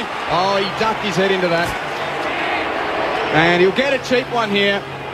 This is the new interpretation that the umpires are getting right half the time and wrong the rest. He's hurt, Tom Lynch. He bent over to pick up the ball, and then he had a decision as to whether to keep the head up and keep the head down. He decided to go down, got hurt, and got a free kick for it. I was initially going to argue with that one with the cue, but you're spot on. So you got it right. You're the pro. But he went down to pick the ball up, and I thought, well, geez, you're a bit hard on him because he had to bend down to get it. But no, he did. His head was coming up, and then he made the decision to burrow his head down. And went down again, spot on. Yeah. And unfortunately, he's now in a lot of trouble. He is hurt. And that's why the rule change is a good one, because here is a man who's got the kick for burrowing his head, albeit a wrong call, but the rule makers have said, we don't want players doing that. Stretcher, Quentin. And... I just hope he's all right now, to be honest. Well, here's a big tick for the Rules Committee. This is why they've changed the rule, Josh. No, he gets the free kick, albeit an incorrect call under the modern interpretation, but they don't want players thinking, I'll burrow my head to get a cheap kick. Yeah, and that's fair enough. It's something you don't want to see in the game. And unfortunately, when these types of rules are brought into focus, players will look for ways to exploit them, and if it means ducking your head to win a free kick, that's what most players will do, even at the expense of an injury. And let's hope that this isn't too bad. The concern is here with this one, without being alarmist, is that he's conscious by the looks of things, but he's... he doesn't want to move, does he? Yeah, so, you know... He would have a lot of medical staff around him telling him not to move. I would think they'd be saying just stay there and let's get you off the ground and assess you rather than try and do anything out on the field. Particularly the nature of how it unfolded there. Yeah, absolutely. He's moving his legs, so that's a good sign. He's helped by the trainers to move his legs, but he was moving them of his own accord. And there are 6 trainers around Tom Lynch. I did take notice of Taylor Walker just moving himself over to where the free kick was given and found himself with the footy in hand, so I wonder who's going to take the kick. But and don't take it for not showing any empathy in the description of what unfolded there. It was just a matter of, there's the perfect example of why the laws have been changed in this regard. Well, you know, a lot of it is to protect the head of the player, isn't it? I mean, and some of it's self-inflicted like that was, but at the end of the day, right across the board, it's protecting the head. Did, just looking on the replay, it almost looked like the player coming at him, his arm, there was a little hole between the arm and the torso, and almost as though he was trying to get the head in under there, maybe trying to break the tackle. I don't know. I wouldn't mind pointing out too, in a split-second decision that you've got to make out there, when you've got someone coming towards you, it's instinctive. It's instinctive to go down lower. Again, more often than not to the detriment of your safety, but I wouldn't say that was a deliberate ploy to draw a free kick. I think his instincts kicked in and he went lower, and that's the result. How can I get out of this? Absolutely, yeah. The only hole, as Al said, might have been the one under the arm of the guy coming towards him. Keep your head up, and you're going to wear it front on, face on, and that'll result in other potential injuries. And his arms are moving, just to add further good news for Tom Lynch, as he's now lifted by the Adelaide medical team and will be put on the Medicab. And I wonder who was closest to take this kick on goal, because that's the other thing that will happen shortly. The huddle's just broken. Both camps formed a huddle, and the Crows forming one about 50 metres away from where Tom Lynch is being lifted and is about to be put on the Medicab. But Taylor Walker was the first to break from that huddle and start marching straight back over towards the football. He's going to make this his own. Now, assuming that Tom Lynch is not in a great way, in terms of setups for Adelaide now, it's interesting, isn't it? You know, now you got Walker down there. Now they've got to play one of the ruckmen down there permanently, you would have thought. So it's interesting to see how that's going to pan out. Unsurprisingly, guys, Mitch Grigg has taken off the vest too. He's entered the fray, just ran on in front of me now. So he's already on. He's already on. So there was quite a heated discussion down here among the officials from Adelaide and the AFL match officials as well. I'm not entirely sure how anyone knew how to handle this particular situation, but Mitch Grigg on the field now as I speak. So Tom Lynch is on the Medicab, and they're just ensuring that he's strapped in and okay before they get the golf cart moving to escort him from the Gabba. And let's hope he's okay. Yeah, so presumably Grigg is allowed on the ground because it's essentially a concussion issue initially for Lynch before they decide whether he needs to put the red vest on when he goes off the field. 20 minutes? Is that correct? Yeah. I think it is. Yeah. And he's got his hand to his face, so certainly movement's not a problem. His arms and legs, which is good news for anyone that's been in a collision of such where his head and neck was jarred terribly. But as expected, the neck brace is on, and Tom Lynch has been driven from the ground. So we hope that he is okay. Disappointing for him, guys, as well, because he hasn't had a lot of opportunity to play footy for the Crows this year after, as earlier I was saying, last year kicked 33, was their leading goal kicker, and he'd only played the handful of games, eighth game of the season, and he kicked 2 today as well and was looking like a bit of a target up there for them. So straight down the rooms, and he'd be surprised if he could return. And it will be Walker to take the free kick. So after all of that, Walker's got a shot on goal for Adelaide to give the Crows a 14-point lead. He's nursed that just to the left, just sort of leant back on that a little, didn't really drive it through, and it's missed to the left as a consequence. Adelaide 6-6-42, Brisbane 5-3-33. Quick kick in from Harwood was a beauty, Craig. Did you notice that? I Have did. some faith, son. I did. Taken by Handley at left half back. Thanks for pointing that out. Chip over the top to Rockcliffe. I think you were right, mate. Rockcliffe in the sunshine on the Stanley Street side, calling for a lead. The coaches know. They know who their kick-in people are, so we'll back them for Ryan Harwood. Short pass to Handley. I looked across at Craig for a grin to see that he was taking it as a joke, but I didn't see it. I saw that Steely Starcevic look, turnover in the middle, right goes inside 50. Betts was crunched and will get the free kick against Harwood directly in front, 40 metres from goal. Gee, there's some good atmosphere in this game today. Isn't it nice to hear the Lions fans getting angry again? And no shortage of Crows fans here either, with a few decisions not going their way. We've heard a bit of noise. Is that the first time he's been a hit-up target today, Josh? Yeah, I think it might be Stars. I think the free kick was there, but gee, you just love to see him plunk those marks, I think. There's a really only his third touch. Yeah, quality small forward. You love to see him actually take those, but free kick was there. He's got a shot on goal. Skipping in, kicking from 45 metres, Eddie Betts. That's a lovely finish. Betts has now got 40 for the season. It's been pretty effective in his first year with the Crows. His best year at the Blues was a 50-goal season in 2011, so he's even in the twilight of his career, perhaps, capable of breaking that season best of 50, and the margin now is 15 to the Adelaide Crows. 17 played second term, 7-6-48 to 5-3-33. They've now got a very short forward line, haven't they, outside of Taylor Walker down there, so when you look across that group of 6, it's quite short. No other tools down there, and it might actually change the way they go inside their forward 50 now, Josh. Well, with Jenkins in the ruck and Jacobs off, I think it could work in their favour. If they can get some speed on the game and get it in quickly, they might be really lively. Centre bounce, and Douglas got it, but Rockcliffe got him as soon as the ball was in the hands of Rich Douglas, and we'll have another restart in the bullseye. Sun beating down on this glorious Sunday on Grandstand AFL. Crows lead it by 15 points midway through the second term. From the secondary restart, Hanley comes away for Brisbane, finds some space, kicks inside 50, just misses the lead of the forwards initially, but coming out Freeman, he weaves around one on Deboo. Oh, Jono, you've had a bad moment there. He got himself that precious moment to kick his first goal in league footy, but shinned it off the instep, out of bounds on the full in the left forward pocket. How good was the first moment? Yeah. The second moment, the evasion initially, but he looked like he knew what he was doing up until when he kicked it, but good sign for him. Ball's at half-back for the Crows. Zorko pounces on it. Hand pass over the top to Mays near the boundary. Back inside, he goes to Harwood by hand. He's going to come to the edge of the square. Good kick for Martin. 2 kicks from goal. Martin inside the 50, and Ace goes up. Couldn't quite take the mark. The Crows unable to clear it immediately as a pack forms around the ball, and it'll be thrown up 45 metres out directly in front. I'm sure it was a great option there. Steph Martin going to James Ace, surrounded by 3 opposition defenders, but no great harm done. Ball thrown in the air.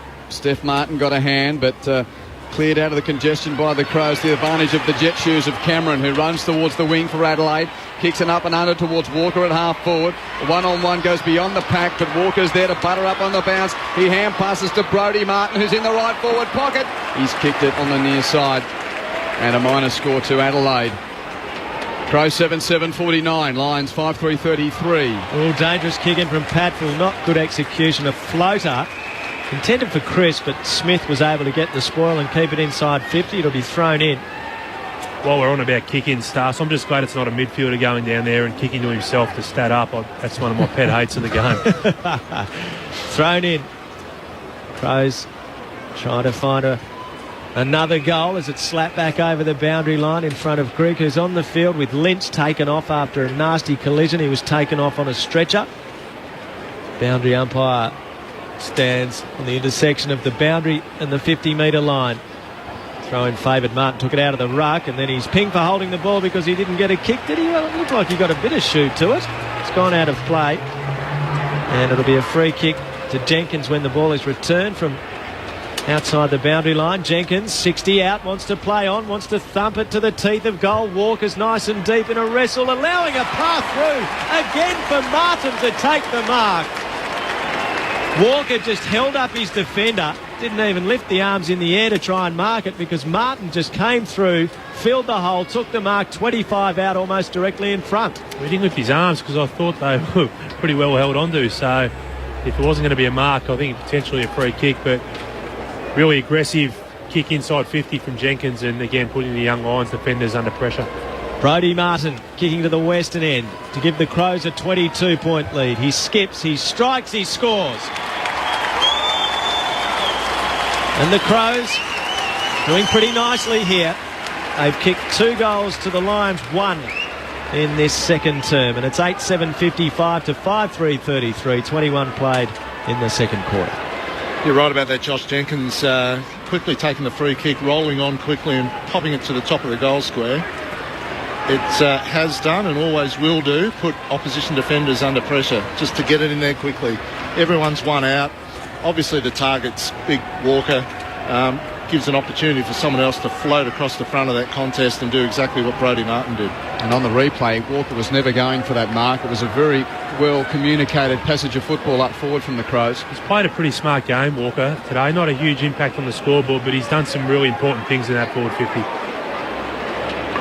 Bounce was a shocker. We'll have it thrown up in the middle of the ground. Sorry, Kerry. Just looking at Tex, he loves... I'm watching him organise things down there as well. He just loves being in control of that forward line for Adelaide. Jenkins taps down, but Robertson roves for Brisbane. He hand passes to Merritt, who's in the middle. He kicks long inside 50. At the back of the pack, a mark to Luke Thompson of Adelaide. A well-judged defender's mark as the ball had good distance on it from the middle of the ground. Thompson's kick very wide to the right half back flank, marked by Andy Otten beyond defensive 50 in the sunshine on the outer side.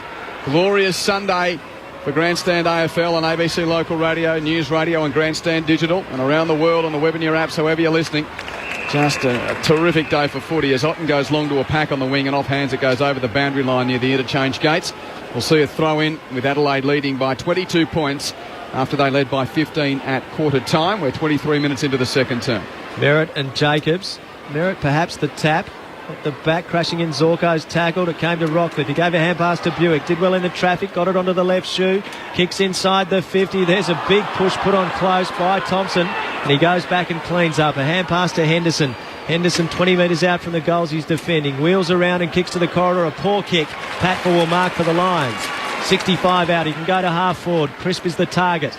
He's still too far out. Hand pass over the top to Zorko. Zorko tries to balk round Jenkins but can't. He chips back and Buick marks. Buick still just too far out to score. Crisp is on, but he goes back to the middle for McStay. They're going to come round the cape, the Lions, as McStay goes out to the edge of the square. Maguire over the top to Gardner. Gardner hand pass over the top to Robertson. Not a good one. He's under pressure. He's tackled. He should be called for holding the ball, and he must be. And he is the victim of a very poor hand pass. Free kick to the Crows on the edge of defensive 50 to be taken by Martin. He gets up and dishes it quickly to Lyons, who's at right half back for Adelaide. He kicks it to the wing. That's a poor kick. There was space there for Grigg, and it didn't find the target. And in the end, it bounces in front of Grigg and over the line. Guys, I know you've been talking about what a beautiful day it is for football. Gee, some of these players are looking tired as they run to the interchange bench, and if there's ever an indication of heat, the Brisbane Lions have rolled out the big industrial fan as well, so it's pretty warm down here. Matt Webber on the boundary with a keen observation. Jacobs taps down. Lyons robes, hands it to Sloane. Under pressure, gets a kick towards half forward for Adelaide. But it's Brisbane's ball, won by Maguire. His hand pass bounced in front of McStay, who couldn't pick up first time, but Patful helps out. Gives to McStay, to Maguire, to Harwood, all by hand. And now to Robertson, who kicks from left half back for Brisbane towards the wing. Over the hands of Close it goes. Green, though, roving near the boundary line. He toes it 30 metres upfield to his own advantage. Can he regather? No, the whitewash beats him. Oh, gee, there was a bit of Alf Langer at Lang Park about that. The little grubber and chase through from Josh Green. But the boundary line got in the way. Throw in 40 from Brisbane's goal. They're attacking the western end. Haven't kicked a goal since the opening moments of this term. Adelaide leads by 22 points. Speed of Josh Green's legs could just about power that industrial fan, I reckon, when they get going. They're motoring. Walker's got it and he shrugs a tackle on the wing in front of the interchange. Kicks to half forward. Not a great kick. McStay playing in front of Cameron. Goes to ground. No free kick. Cameron's got it. 55 out. Sweeps a defensive hand pass to Walker. Walker squares it up towards Talia. He marks. 54 metres out. On a 45-degree angle. Wants to square it up. Yench on the front point of the square. Marks plays on around the man on the mark. Martin drives it long from 52 metres. What a magnificent finish. Yench has kicked the goal. And the Crows are out by 28. 5-3-33 the Lions. 9-7-61. 26 played second term on Grandstand AFL. The impressive thing there, Josh, was when Yench took the mark, he knew that the player that was going to stand the mark was big Steph Martin. Yep. So Daniel Talia looked sideways across the ground, found Yench. He knew he had Stephen Martin on the mark and he was never going to be able to stand and stop him, so he just quickly turned on back inside and finished from just outside the 50. So an important move for Adelaide. They've kicked the last 3 goals in the game. Biggest lead of the contest, 28 points. Restart in the middle. Jacobs with clean possession for the Crows. Whacks it on his boot. Bumbling ball towards half forward. Bounces to the advantage of the left foot there on goal. Has gone out of bounds on the full. Grigg it was, the sub, who's on at the moment with Tom Lynch being evaluated. So out of bounds. Free kick to Brisbane in the right back pocket. Or a dangerous kick. The inbound was hoping for Stephen Martin, but Jenkins ball. Betts Rose. He hand passes to Richard Douglas. Shimmies once. Got tackled by the shorts, but still got a kick on goal, which is a point. And that looked like a bad moment for Brisbane. It only cost them a behind. Just losing their composure, the Lions, at the moment. I think at the moment Adelaide have got more players taking responsibility with ball in hand, and the Lions are just losing their way a little bit. They just need some of their senior boys to step up now and steer the last 5.5 minutes through to half-time. Griggs got it near the boundary line at half-forward. To the pocket for Cameron. Did it go out of play? Yes, it did. Out of bounds on the full. Free kick to the Lions. And it's quickly taken. Hanley's pass. Found a teammate in Martin by hand to Adcock. 40 metres from the goals he's defending. Nice outletting kick. Marked by Buick at right half back.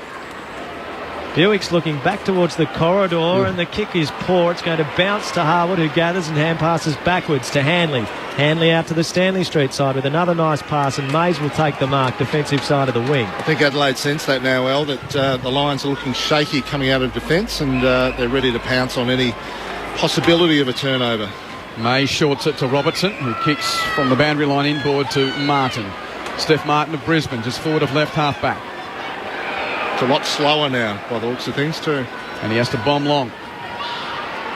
Towards half forward, a big pack of players underneath. Zorko Rose for Brisbane, 70 out. His kick, 1-on-1 to Green. He just wants to get the ball to the drop at the back of the pack. Does so, shoots it through. That is clever small forward play from Josh Green. Never tried to take the mark. Wanted it to get over the pack, to use his fleet of foot, both without the ball and then with the one-time strike on goal. And a much-needed goal for Brisbane. Adelaide 9-8-62. Green's second takes Brisbane to 6-3-39. We've got to play it down here, guys. You've probably got a good shot of his number. I can't. His face is buried in his hands in a lot of pain. Right knee, it looks like. It's Andy Otten, yeah. Another stretcher out on the field. Yeah, this is a bad one by the looks of things. If it wasn't impressive enough for Adelaide coming to play in the sunshine of the day here, it could be two men down before half-time. Looks like a lower leg injury. No, that was from that massive pack. Yeah, that was Merritt absolutely crunched the pack. It was one of the old big man fly packs, and we're getting a replay of it now. And it had nothing to do with the collision. He was trying to prop on his right foot to steady himself for that pack, and he felt his lower right leg go before the ball arrived, wasn't it? Ankle or knee? That to me would suggest ankle stars, wouldn't it? And I can see a trainer holding his ankle at the bottom end of the stretcher. It's a lower leg type. It didn't look like he rolled his ankle. No, it's weird, isn't it? Well, you can get up and walk off the ground with a rolled ankle. That's right, yeah, which makes me a little bit concerned that it could be that lower leg part, which... Well, they've got the knee bent at about 45 degrees, so it looks like they're protecting the knee as well there. And he's got his hands in his face, Matt. He's looking at a lot of distress, that's for sure. They're trying to stabilise that lower leg, as you say. I wonder if he's fractured it, actually. I don't want to be alarmist, but the instantaneous pain he felt, it looked pretty ugly. Well, there's no contact from anyone else, was there, at that point? So he looks pretty composed if it's a fracture. He hasn't got a whistle or anything, so let's hope it's only a rolled ankle. And he's just setting himself to get involved in that marking contest, and then sort of fell away to the side as Quentin said, tried to prop and get into that pack. Well, this will be the longest quarter time elapsed, I'd reckon, of the year with two stretches. Well, we've still got 4 minutes of playing time to go and 31.5 minutes on the clock, so it could be 38 minutes. More. And with the conditions, rotations might play a factor too in this second half. So if Brisbane can finish this quarter off well and give themselves a chance, clearly we don't know the makeup of Adelaide's outfit in the second half just yet. Jacobs the tap. Dangerfield couldn't take it. Sloane did. He's tackled, and the non-officiating umpire has spotted a high tackle, which was probably there. And it'll be taken by Sloane in the centre square. Sloane's playing a good game. Possession number 12. Drives long inside the 50. Walker coming to the front. Couldn't get a hand to it. At the back, right, Roves, right, dribbles, right, goals. From 20 metres out, right place, right time, Matt Wright. That's just right for the Adelaide Crows, and their lead is 29 points again. 10-8-68 to 6-3-39. 32 minutes played, second term on Grandstand AFL. That hurts Stars, doesn't it, for the Lions? You want to make the most of your momentum, and off the back of Josh Green's goal, you'd love to have thought that they could get the next clearance and maybe just get themselves going again. But terrific reply from the Crows, just keeping that buffer. Just looking at the way Taylor Walker went for that marking contest, did he sort of help it on its way a bit too for his small forwards running onto the footy? So again, we spoke about him being unselfish and setting things up and doing the little things. Might have been another one of those. And Tom Lynch, as we thought, now confirmed as out of the game. Another pretty ordinary bounce in the centre. Adelaide gets the clearance towards half forward, and there's Taylor Walker tapping to advantage again, but the bounce evades Brodie Martin. Chance for Brisbane to clear. It comes through Harwood. His hand pass sold. Adcock a dump. Great tackle from Sloane. Betts with a lightning hand pass to McKay. In tight, gave it to Jenkins. Back to Betts. Back to Sloane. Sloane snaps without great purchase on the kick, but it rolls through the desired hole. And another goal for the Crows. Sloane's first of the day. That's 11 for the Adelaide Crows. 11-8-74. Play 6-3-39. A telling move from the Crows in this second term. A lead now of 35 points before half-time. Happening out of the middle starts a little bit, isn't it? They're able to get the ball forward, and the forward line's functioning pretty well. We've spoken about Taylor Walker just having some important moments, but Betts are starting to get busy. The midfielders, the momentum of the ball coming out of the centre, the midfielders are finding themselves in front of goal, and Sloane with a terrific finish there. So they're looking really dangerous now, the Crows. 26-14, the Crows lead the clearances. And who's running off the square? Or a free kick for some holding on. It was again the umpire 50 metres away that paid it. It's going to go to Martin. He hand passes to Rockcliffe. Rockcliffe wants to thump it long inside the 50. Buick back with a flight. Couldn't get a hand to it. Smith does well. Palms it back. Thompson hand passes back to Smith. Now Smith will clear the immediate danger. Merritt's well placed and takes the mark. No, dropped it. Heads down his opponent Lyons, who now runs away with the ball. Kicks into the middle over the head of Dangerfield, and Robertson came at it hard. Dangerfield falls over. Robertson looking for a target. He's way too slow. Taylor Walker from behind. Great tackle. And now the Crows on the burst as Dangerfield spots up Cameron 40 metres out. Wow, Keith Forward winning a turnover with a tackle, defensive side of the centre circle. Cameron chip over the top, poor marking. Crouch will mark, no one on the mark, and play on from 25 out and miss. He misses on the right-hand side, and the margin is 37 points to the Crows at the 35-minute mark. 36 points. It's a shame, really, isn't it, after rightly putting out there, Taylor Walker's great tackle through the middle of the ground. Brisbane need the half-time siren. As a chip ball from Martin to the pocket looking for Buick. Dropped the mark. McKay gathers for the Crows, and his kick back to attacking 50 is marked by Douglas. Right on the paint of 50. 45 degrees to the left of centre. Well, how do you tell the story of this quarter for Adelaide with two key men off for the day, it seems, Lynch and Otten, but they've kicked 5 goals to 2 and a chance for a 6th here to turn a 15-point advantage to, well, a 6-goal lead at the moment. It's almost inspired them, hasn't it? Yeah, the way they've played in the last 5 or 10 minutes. This would take his best, I would have thought, outside 50. Runner-up in the best and fairest last year. He won that accolade in 2010. Richard Douglas doesn't have the journey with that kick to a big pack in the square, and it's fisted through for a rush behind. The lead is 37 points, 11-10, 76 to 6-3-39. Hanley's going to kick in. He goes short to the pockets, and the umpire wants him to do that again.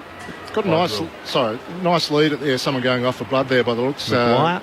Goose Maguire, but interesting, a real test of your rotational abilities on and off the bench now for the second half. Got a nice little lead coming into half time by the looks of things, the Crows, but you've only got 2 fit bodies to rotate through. So. Yeah, you think that would be an important factor of the lead right now, Stars, the ability to actually put some scoreboard pressure on and give themselves that buffer, because it certainly does impact you when you've got 2 players down. Just that ability to rotate, the fatigue will set in late in the game. Players who play at opposite ends of the ground, but also players with a similar size and shape. There's the clearing kick. Good mark in the pack to Merritt. Fortunately, takes the mark. in the rotations, though, you haven't cost yourself a runner, have you? You've got 2 key possession players. No, I think the load still goes onto your mids, though. I think just by virtue of not having that extra 2 players, you'll still feel the load through the middle part of the ground. Yep. Dangerous kick from Hanley. It came off as Gardner went hard at it and marked, and hand passes back to Hanley on defensive 50. He's not sure what to do. In the end, a good option. He finds Patfull. Still inside the defensive 50, which stays on over the top at right half back on the Vulture Street side. Awaits the lead, and he'll kick it to Robertson. Robertson in front. It just hung in the air a little bit. Easy pickings for Dangerfield to fist it over the line for a throw in centre wing. A 37-point lead to the Crows. The quarter has gone for 37 minutes and 40 seconds. Still got a minute of playing time to go. 2 Crows stretch it off in this term. Lynch and Otten palmed down by Martin. Straight though to Douglas. Douglas tumble punts forward. Gets past Walker on the bounce. Betts is there. He goes to ground. He soccers off the ground though as he gets up. It's going towards goal. It's taken a leg break. Oh, what a goal from Eddie Betts. Looked like it was going to miss. Bent back. It was the Chinaman more than the leg break. The left to right has gone through. From 40 metres out, he sockered that Eddie Betts after he'd gone to ground under pressure from Patfull, got back up quickly, got it onto it again. And the Crows are out by 43 at the 38.5-minute mark of the term. 12-10-82 to 6-3-39. It's soccering the ball from a long way out from goal, isn't it? That's quite a bit of luck involved there, but if anyone can create his own luck, it's Eddie Betts. So, from 35, 40 metres out, soccer off the ground. I remember David King doing one of those that Eddie had one day against the Lions from outside the 50, I reckon it was, soccering the ball and getting it through. Centre bounce, Dangerfield runs onto it. He has a kick from 60 towards an open goal mouth. Oh, it beat Merritt's fingers. It went through for a point, though. I don't think the reaching defender got a hand on that. So luckily it didn't go through the major opening from Brisbane's perspective. That could have been another for the Crows. 44 points is the lead. 12-11. Play 6-3. The kick-in is a shocker. Luckily the fisted spoil goes towards the boundary line, but it's kept in by Cameron of Adelaide. Walker's there under pressure, couldn't keep it in. And we'll see a throw-in the left forward pocket for the Crows. Terrific turn from the visitors. 6 goals to 2 to turn a 15-point quarter-time lead into a 43-point advantage with the half-time siren imminent. But they have lost 2 players. They might get one late. Jacobs around the ruck contest. Got it back. Almost got a kick on goal. Was dispossessed. Steph Martin kicks the Lions out of danger, and that's time. The long break at the Gabba. And Adelaide, after a 6-3-4 straight opening term, kicks 6-7 to 2-3 in the second quarter to lead by 43 points at half-time on a hot day in Brisbane. Adelaide 12 goals 10-82. Brisbane 6 goals 39. And outside of the scoreboard, the concern for the Crows is Tom Lynch stretched from the ground with an apparent neck injury, and Andy Otten also stretched from the ground with what looked like a lower right leg injury. So there are a couple of men down, the Crows, but if they are to be chased down, at least they've got a good few lengths on the field at the halfway point of the game. The goals for the Crows. Betts has 2. Lynch, before leaving the ground, had 2. Singles, 2. Sloan, Wright, Walker, Jacobs, Dangerfield, Smith, Martin, and one has down. 2. Martin has 2. Yep. Brodie Martin. Thanks, Al. Ordered on the run. And the 6 for Brisbane. Green has 2. Crisp has 2. McStay has 1. And Mays has 1. Crows kicked 7 goals to 1 from the 17-minute mark of that term until 39 minutes of play. But in a half of a quarter, they've kicked 7 just to blow the game wide open. And Lynch went off at the... It was about the 15-minute mark? Yeah, around then. So after and then Andy Otten about half an hour in. After that point, they've kicked 7 goals to 1. Yeah, when Lynch went off, I'm pretty sure there was an 8-point lead to Brisbane at that time, and Taylor Walker missed a kick on goal, which made it a 9-point lead. But then Betts started that run only a minute or 2 later. It's almost inspired him, hasn't it? Tom Lynch going off for some bizarre reason. 7 goals to 1. They've been outstanding. Well, outside of the injuries, how else have they done it? Stas, Josh? just winning all the contested ball, aren't they? They're just absolutely smashing Brisbane. Contested possessions up by 26, clearances up by 14, double the clearances, tackles up by 10, just winning all that contested play. I reckon I'll get the hit-out stat for you, Josh, but I think Jacobs has been getting his first hand a lot in the middle. Has, and that's going to happen. I mean, he's a quality ruckman.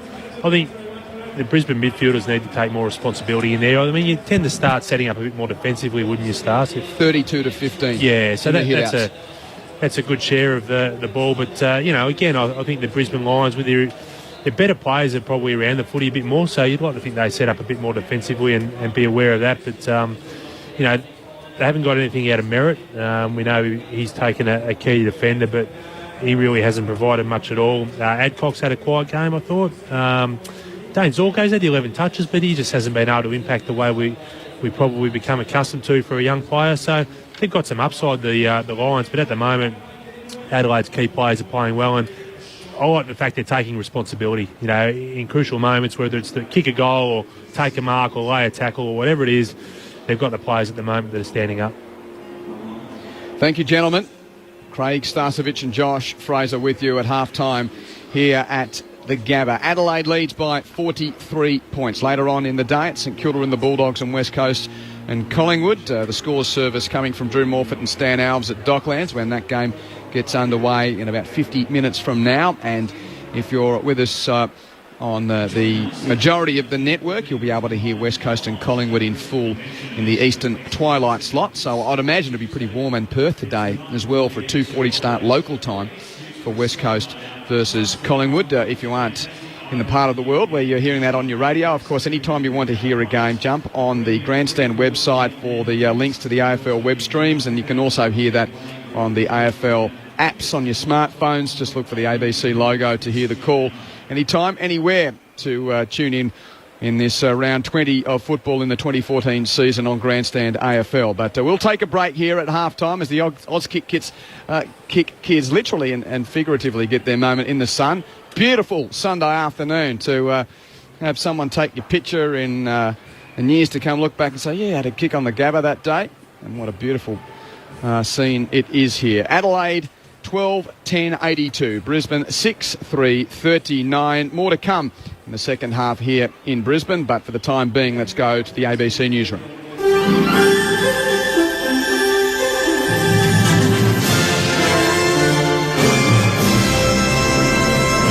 ABC News with Candice Marcus.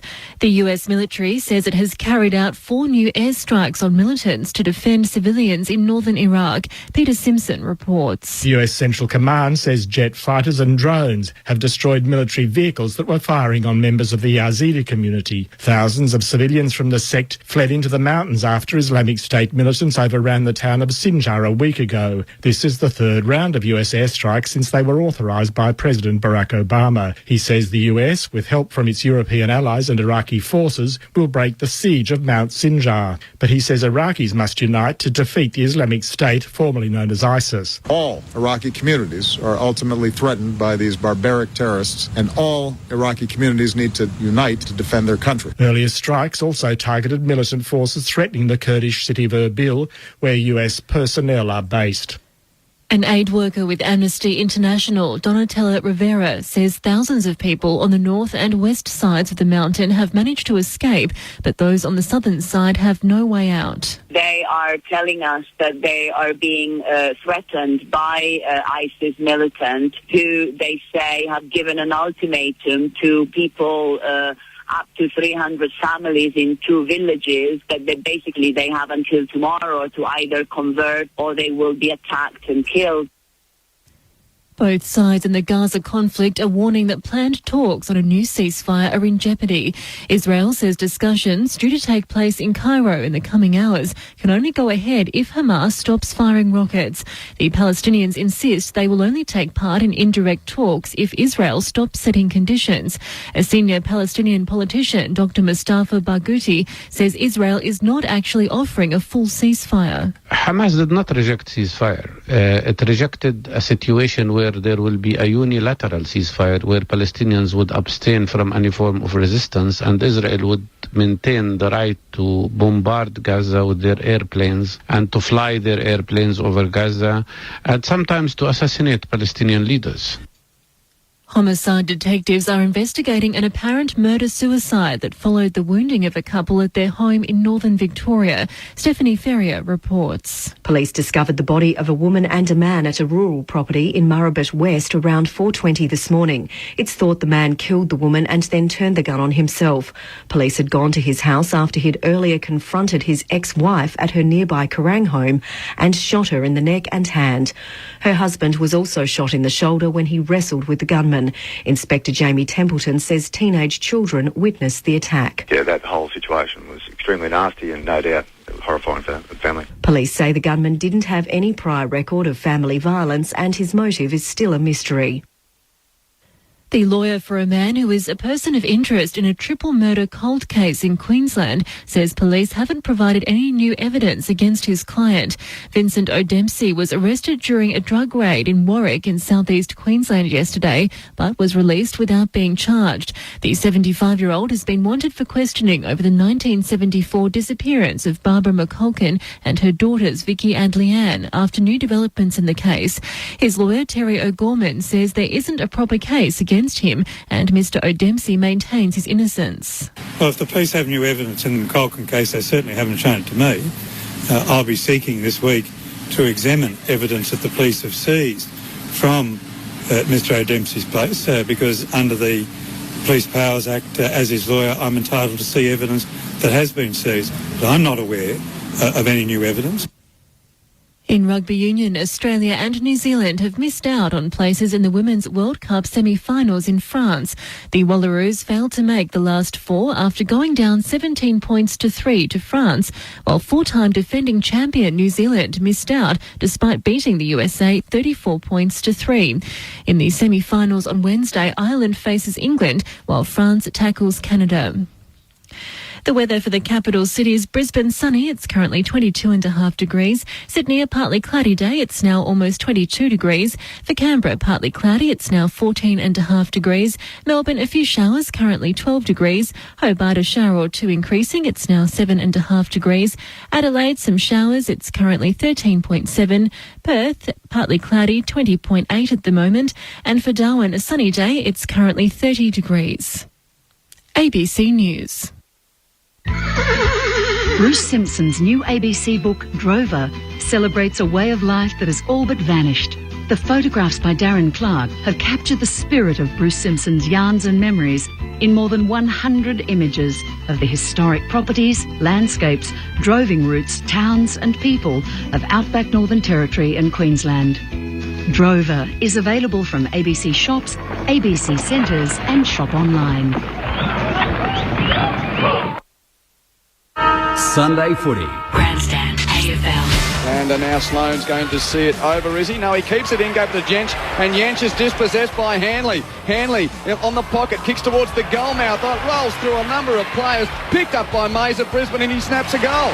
54 metres out on a 45-degree angle, wants to square it up. Jench on the front point of the square, Marks plays on around the man on the mark. Martin drives it long from 52 metres. What a magnificent finish. Towards half forward, a big pack of players underneath. Zorko roves for Brisbane, 70 out. His kick, 1-on-1 to Green. He just wants to get the ball to the drop at the back of the pack. Does so, shoots it through. That is clever small forward play from Josh Green. Possession number 12, drives long inside the 50. Walker coming to the front. Couldn't get a hand to it. At the back, right roves, right dribbles, right goals. Chance for Brisbane to clear. It comes through Harwood. His hand pass sold. Adcock a dump. Great tackle from Sloane. Betts with a lightning hand pass to McKay. In tight, gave it to Jenkins. Back to Betts. Back to Sloane. Sloane snaps without great purchase on the kick, but it rolls through the desired hole. Gets past Walker on the bounce.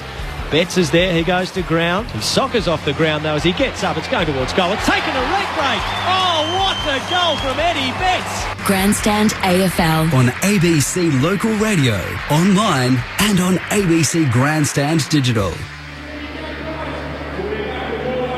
Quentin Hull and the team at the Gabba in Brisbane as round 20 of the 2014 season rolls on Grandstand AFL, and Adelaide leads by 43 points at half-time. The Crows 12-10-82, the Lions 6-3-39.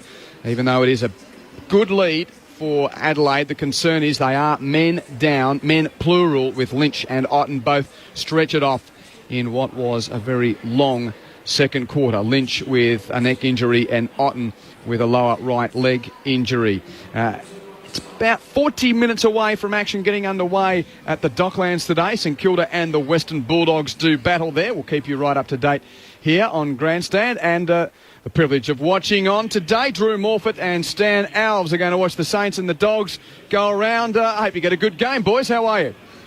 Afternoon, Q. I hope we get a good game as well. Well, under normal circumstances, you might think that St Kilda 18th, playing the Bulldogs 14th, in the last month of the home and away season might be much of an attractive game. But this is being billed as the Lenny Hayes game because it's the last home game that Lenny will play for the Saints. He announced his retirement, and the very week he did announce his retirement, they flogged Fremantle. So if this is the last home game, I've saw generations of St Kilda fans coming in, Stan, and they are here to pay tribute to one of the great legends of this club. And, well, we might just get a great day after all. Well, I think we should, because quite often we talk about players finishing their careers and how good they've been, but this man is a legend. I mean, he's great. I don't think you often play the game as hard but as fair as Lenny Hayes and win not only the admiration of your own supporters but every other supporter and every other player in the competition. He's been an outstanding icon.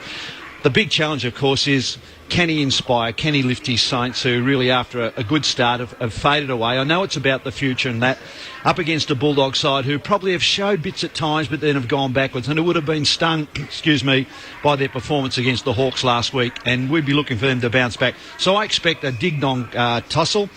I just hope that what they do is that they take each other on their merits and we don't get a flooding back contest. Well, the conditions are perfect because, hallelujah, the roof is closed here at Docklands and they're going to play in ideal conditions and we might get a good game as a result. Well, it's going to be a fast track. There's no doubt about that. And even if it was open, they wouldn't be sun in their eyes to worry about. It would just be the moisture outside. No, it's great. And isn't it fantastic? I mean, talking about the modern footballer, to play in these conditions, they are fair dinkum lucky. Yeah, dead set. The teams are through. There's no change to either St Kilda or the Bulldogs. The sub for the Saints is Brodie Murdoch, and the sub for the Bulldogs, again this season, is Lockie Hunter, who seems to have worn the sub's vest plenty of times. So St Kilda currently sitting bottom of the ladder. No club in the history of the game has won more wooden spoons than St Kilda. They've won 26. Can they win and get off the bottom? Well, if they don't win here, they follow up with Sydney at the SCG next week, then Richmond at the MCG, which is an away game, and finish with Adelaide at the Adelaide Oval. Well, you wouldn't be licking your chops at the prospect of that. No, this is an important game for them. I might say also it's an important game for not the teams, but also the players. I mean, players who want to showcase themselves. I think from the St Kilda's perspective, it's about the youth, there's no doubt. But I think there's some senior players who've got to actually show what they're worth because, with Lenny going and things like that, who's going to step up? Who's going to be there to support Nick Rewald and perhaps Lee Montagna? So it's important for them. And for the Bulldogs, I think they've promised a lot. I keep saying this. I think they're on the cusp of great things, but they're going to look for that improvement all the time. Note under Brendan McCartney, they're developing a game plan. I like the fact that he's let them off the leash in the last probably month or so and they're starting to play some attacking football. So I'm looking forward to this contest. Over a long period, we've been worried about the Bullies' attack, but I'm half a bit worried about their defence. There's no Talia. Jordan Roughhead, I don't know that he's been in great form. Dale Morris, named at centre-half back, well, he hasn't got the height to go with tall forwards. And in the last couple of weeks, Carlisle's kicked 8 against them, and Ruffy kicked 6 against them last week. Yeah, and you'd be terrified of the fact that if one person's going to play well today for Lenny Hayes, it would be Nick Rewald. Stand by, ladies and gentlemen. Bulldogs favourites, but don't underestimate the Saints with the emotion that they have to play with today. Coming up in just over half an hour's time, St Kilda and the Bulldogs. Q. Thank you, Drew. Thank you, Stan. We'll keep you close at hand with developments between the Saints and Dogs under the roof. The players have returned to the Gabba. In news of other sport, the NRL has 2 games today. The first of them approaching half-time is across the ditch at Mount Smart Stadium in New Zealand, and the New Zealand Warriors lead the Cronulla Sharks by 16 points to 6. Warriors 16, Sharks 6. Close to half-time. And in a little over a quarter of an hour, St George Illawarra takes on Penrith. Of course, the other AFL game today is West Coast and Collingwood, which has some real substance to it. It looks like, the way things are going here, Collingwood will need to win to return to the 8, because if Adelaide wins here, and they lead by 43, they'll have possession of 8th place until things get underway at Subi. Before the third term, Al, let's go and have a look at the stats board. Well, the Lions have had more disposals, guys, 9 more possessions than the Crows, 184 to 175, but they've had more hand passes than kicks, 93 hand passes, 91 kicks. The Crows have been far more useful with the kicking side of things, or they've used that more prominently. 112 kicks, 63 hand passes, so nearly double the number of kicks to hand passes. They're playing a more direct brand of football. Contested possession, Adelaide up by 26, 86 to 60. Clearances up by 13, the Crows, 28 to 15. And in the inside 50s, they're up by 7, 34 to 27. The marks 52 to the Lions, Adelaide only 41, which is interesting given how many more kicks Adelaide have had than hand passes. Individually, Rockcliffe 16, Hanley 15 possessions. Martin's had 14. He's averaging 20 possessions a game, another 14 here, but he has been outpointed in the ruck by Sam Jacobs. Patfull's had 13 and Maguire has had 12 for the Lions. And for the Crows, Lyons has had 16, Sloane has had 13, Crouch has had 12, Dangerfield 12, Martin 11 and Wright 11. Players are just starting to make their way to their positions. The Crows forming a big huddle. Such an important game for the Adelaide Crows to return to the top 8 here. And well, the opening term, the way the Lions were going, you thought that they were going to be able to make a real contest of this. But in the second half of that second term, Adelaide have broken the game open. Do you see a way back for the Lions, Craig and Josh? It's going to be tough, isn't it? Difficult amount of case for them, given what we've seen in the... well, not so much the first half, probably the most of the second quarter starts. But I think if you're Justin Lepich, you're just wanting a really consistent effort across the board. You want your leaders to step up. You want to see them move the footy in a positive fashion and be a little bit more composed with ball in hand. But I think given the head start they're giving up in this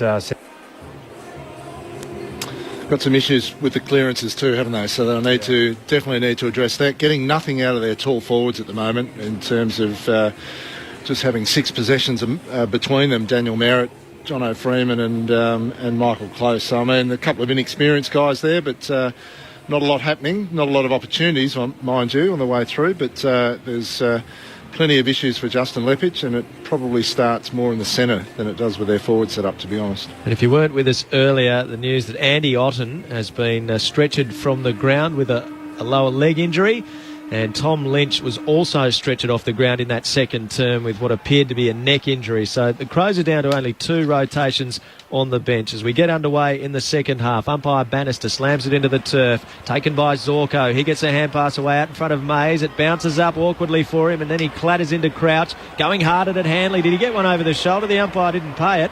He attacked it hard. He looked to be taken high. Crows will clear. Douglas a hand pass to Crouch. A hand pass through to defensive 50. And the short pass was on, and Talia takes the mark. The kick came from Yench. He's got it at right half back. McKay's kick up the wing in front. Good mark, Maguire. He's got the head tape after going off in that second term with the blood rule. Hanley at half back takes the mark. He's going to switch it. Marking 40 metres from the goals he's defending is Adcock. Hand pass to Harwood. Harwood's kick towards the wing mark by Mays. Between right half-back and the wing, Sam Mays will kick the southern wing for Brisbane and finds the target. Maguire's got a bit of plaster around his forehead. He's taken the mark in front of Jenkins. He kicks around the wing to Steph Martin, who marks in front of Jacobs. Just noticed Marco Paparone on the ground too, guys. So Justin Clark has been subbed out. Yes, he's sitting on the bench in front of me here, guys. He's subbed off at half-time. Marco Paparone on. Tactical or any sign of injury there? He's heavily strapped on the left thigh, but I think he's been carrying that all afternoon. So I think more a strategic move, well, more you'd think dash. with a defender coming off because of the injury to Tom Lynch, that's probably a tactical move from Justin Lepich. The Lions have been able to move it to attacking 50. There is Paparani's kick inboard is intercepted by Dangerfield. And he takes a relieving mark for the Crows. You have to think that that'd be the case, wouldn't it, Stars? Didn't touch it at all in the first half, Justin Clark. He can send Merritt back now and Paparone to half forward. As the Crows move it from one back pocket to the other. Brodie Smith has got it. He chips it to Sloane, who's got a bit of space at right half back. A short pass is marked by McKay. He was off and closed down quickly, but got a hand pass away.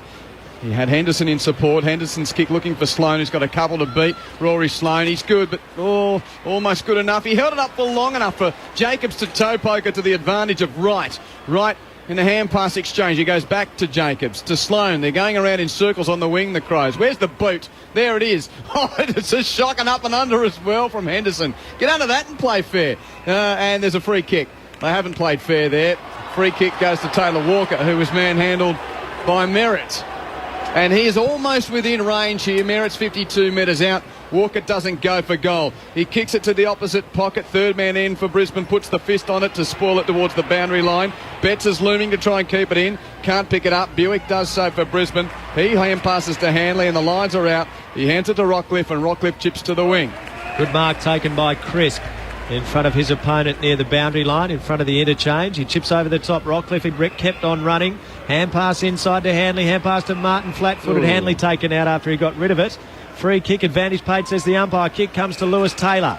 He's 2 kicks from goal. He wants to play on with no one on the mark. 65 out, goes to the pocket for Green. Oh, he couldn't quite take the mark under pressure from Crouch. The ball goes out of play 25 metres from goal. Thought Green was going to gobble that up. On the replay, he should have taken that mark, no doubt about it. Got a shove. Thrown in. Martin pushed out there by Jacobs, who takes it out of the ruck. That is holding the ball. Umpire says no, he must have got boot to ball, and then there's a free kick for a one over the shoulder to go the way of the Crows. McKay to take the free kick. Hand passes back to Jensch. Jensch gives the hand pass. Smith. Hand passes to Crouch. Off to Jensch. Jensch in a little bit of a bind. He does well to shrug off Green and chip pass to the pocket. And Smith takes the mark for the Crows. So they're not out yet. Still inside defensive 50. A low kick from Smith bursts through the fingers of Wright. Should have taken the mark at right half back, but Wright butters up, wins it for Adelaide. Hands it to Walker, and now they're away on the wing. Walker hands to McKay. McKay to Henderson. 2 bounces, 3. Oh, the third one went off his knee. And now there's a whistle. Kick to Sloane, I think, off the ball. Sloane up at half forward's been held onto by Maguire. So Sloane gets the free kick 60 metres from goal at right half forward. Chips very short inboard, wasn't 15. Walker takes it, plays on, hand passes it to Wright. 55 out centre half forward, jinks and then kicks from 50, but it's been intercepted by Robertson for Brisbane, who marks at fullback for the Lions. Kicks it out to the pocket, plenty of space there for Aish to take the mark. He hand passes it on back to Robertson. Robertson's kick to the wing, doesn't find a target. And a chance for Douglas to pick up for Adelaide. He's crunched when he got the footy. Ball spills free. Walker imposes, wins the ball, get a good hand pass out. Now a little grubbing ball to the advantage of... that's Greg, the sub on the ground. It comes out to Jacobs. Jacobs kicks inside 50. Loping out is Jenkins. He wins it on the bounce. Dummy to handball. That's a kick that's not 15. Taken by Sloane. This is slow motion stuff here. Sloane 55 out. Says, I'll just go bang and long towards the goal mouth and a mark to Adelaide. Behind the pack. Clean hands. And it's Jared Lyons, who's taken the grab for the Crows next to the goalpost. So we put on a bit of a tough angle in the right forward pocket. He's had some game, has Lyons. He's leading possession winner on the ground. He's been absolutely outstanding for a half a footy. And the angle's no problem for him. Lyons kicks the goal for the Crows, and they continue to extend here.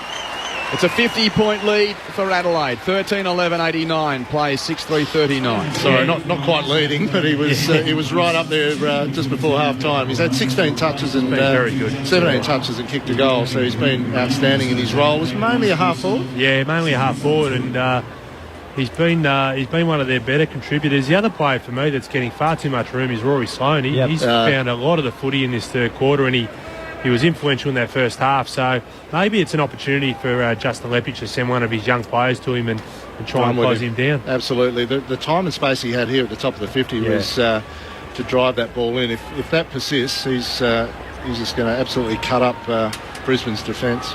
Appears to be going with Zorko. Rockcliffe off the ruck contest, kicks towards centre-half forward. Taylor came hard at the ball. He's tackled strongly by McKay and dispossessed. It's in the chop, picked up by Zorko. Hand passes on the outside. Martin's got to pick up a bouncing ball, fell over, managed to get a hand pass though. It's taken by Paparone, sweeps it back to Zorko. Long hand pass towards Taylor near the boundary. Back to Paparone, nice movement, kicks inside 50. Lovely pass through the hands though of McStay. That was a bullet-like pass at pace. It goes over the boundary line for a throw-in 35 out. Adelaide's just released an official statement on the two injuries, which we'll give to you when there's a stoppage. Boundary throw-in, Lions in attack. Martin at the front. Taken by Taylor. Paparone had it slapped out of their hands cleverly by Betts. He's near the boundary line. He's wrapped up by Paparone Q. Firstly, Tom Lynch. He has avoided serious injury following a sickening collision in the second quarter. Lynch has a suspected jarred neck. He's been taken to hospital for precautionary scans, but optimistic he's avoided serious injury. Hanley was third man up on the hit out, but a clearing kick by Douglas of the Crows. Up the wing it goes. Merritt back with a flight, good mark. He takes it on the wing. He gives a hand pass to Buick. Buick hand passes to Hanley on the edge of the square. Maybe a hand on that kick. Patfull takes it. Gives a hand pass over the top to Buick near the bullseye. He can thump it long inside the 50 to a leading player in McStay, who was just edged out by Talia legally. It gets over the back and out of play 25 metres from goal. Andy Otten being assessed for a serious right knee injury. So termed serious in this official statement from the Crows. He'll require scans to determine the extent, and we'll get more information as it comes to hand. So Lynch okay with a jarred neck, so it seems, but Andy Otten with a quote-unquote serious right knee injury. Ball's in the forward zone for the Lions. Hand pass farmed out from Rockcliffe to Adcock. Off a step from 50. Kicks on goal. It won't have the purchase, and offhands it goes through for a point. So Adelaide's lead is 49. 89 plays 40. So Brisbane's only hope here to exploit that lack of rotation, Josh, is to get them running. Get them running off half-back. Couple of promising signs here just in the last few minutes, but really got to make Adelaide work if they're any chance. Crouch marked the kick in from Smith, and he's not sure what to do with it. He's being pressed now by Rockcliffe, and that is a good kick. Douglas just drifting off his man. He marks on defensive 50. Hand pass to Martin. Martin chips a little dangerously over the top, but it comes off. Jenkins has got it inside the centre square. They break for him. Good running on the overlap, but not a great kick. Patfull able to spoil away from Martin, who did well to gather. Hand pass on the outside as he was spinning away from a tackler to McKay, who kicks inside 50, and Cameron marks 35 out. The angle is negligible. What wonderful play that was from Martin. And now the shot for Cameron. Talk about winning one-on-one, Stas, and how crucial they are in today's game. That was a terrific example of a contest that he probably shouldn't have won. His ability to halve it was super impressive, and then to actually turn it into a win and a shot on goal for his team. Young Martin, it was fantastic play. So Charlie Cameron back in the team after one game in the SANFL, returning from his long layoff with a groin injury. That kick is away to the right, and the margin's back to 50 points at the 10-minute mark of the third term. 13-12, 90 the Crows. The Lions 6-4-40.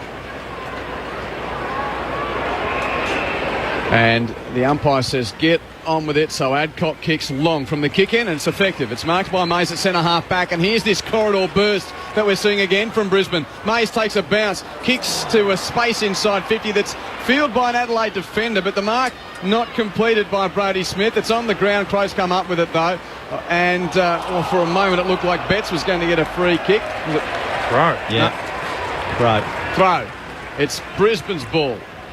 And it's a free kick to Mays. Needs to do better this time. He butchered the last one, Sam Mays. Kicks it across the half forward line. Paparone marks 60 from goal. Good kick. And he slots a very incisive pass 15 metres to the chest of Buick on the attacking 50. He's been busy straight away, Marco Paparone, since he's been on the ground, which is good. He's a runner and he's tall, so he can play a variety of roles, but he's the sort of player that can go some way to exploiting Adelaide's possible lack of run later in this half. 7 goals for the year, Rowan Buick. Left foot up from right on the paint of 50. He's put it high. It's going to come down right on the heads of them, but just beyond. In fact, through for a behind. So another minor for the Lions. Brisbane 6-5-41 to Adelaide's 13-12-90. Henderson to kick in for the Crows. Just not the movement that they want coming out of defence at the moment. The kick, dangerous for Douglas. It hits the deck after the spoil from Adcock, cleaned up by Lyons. He gives a hand pass. A little short ball from Thompson finds Jenkins at right half back. Josh Jenkins. He's had a good year for the Crows.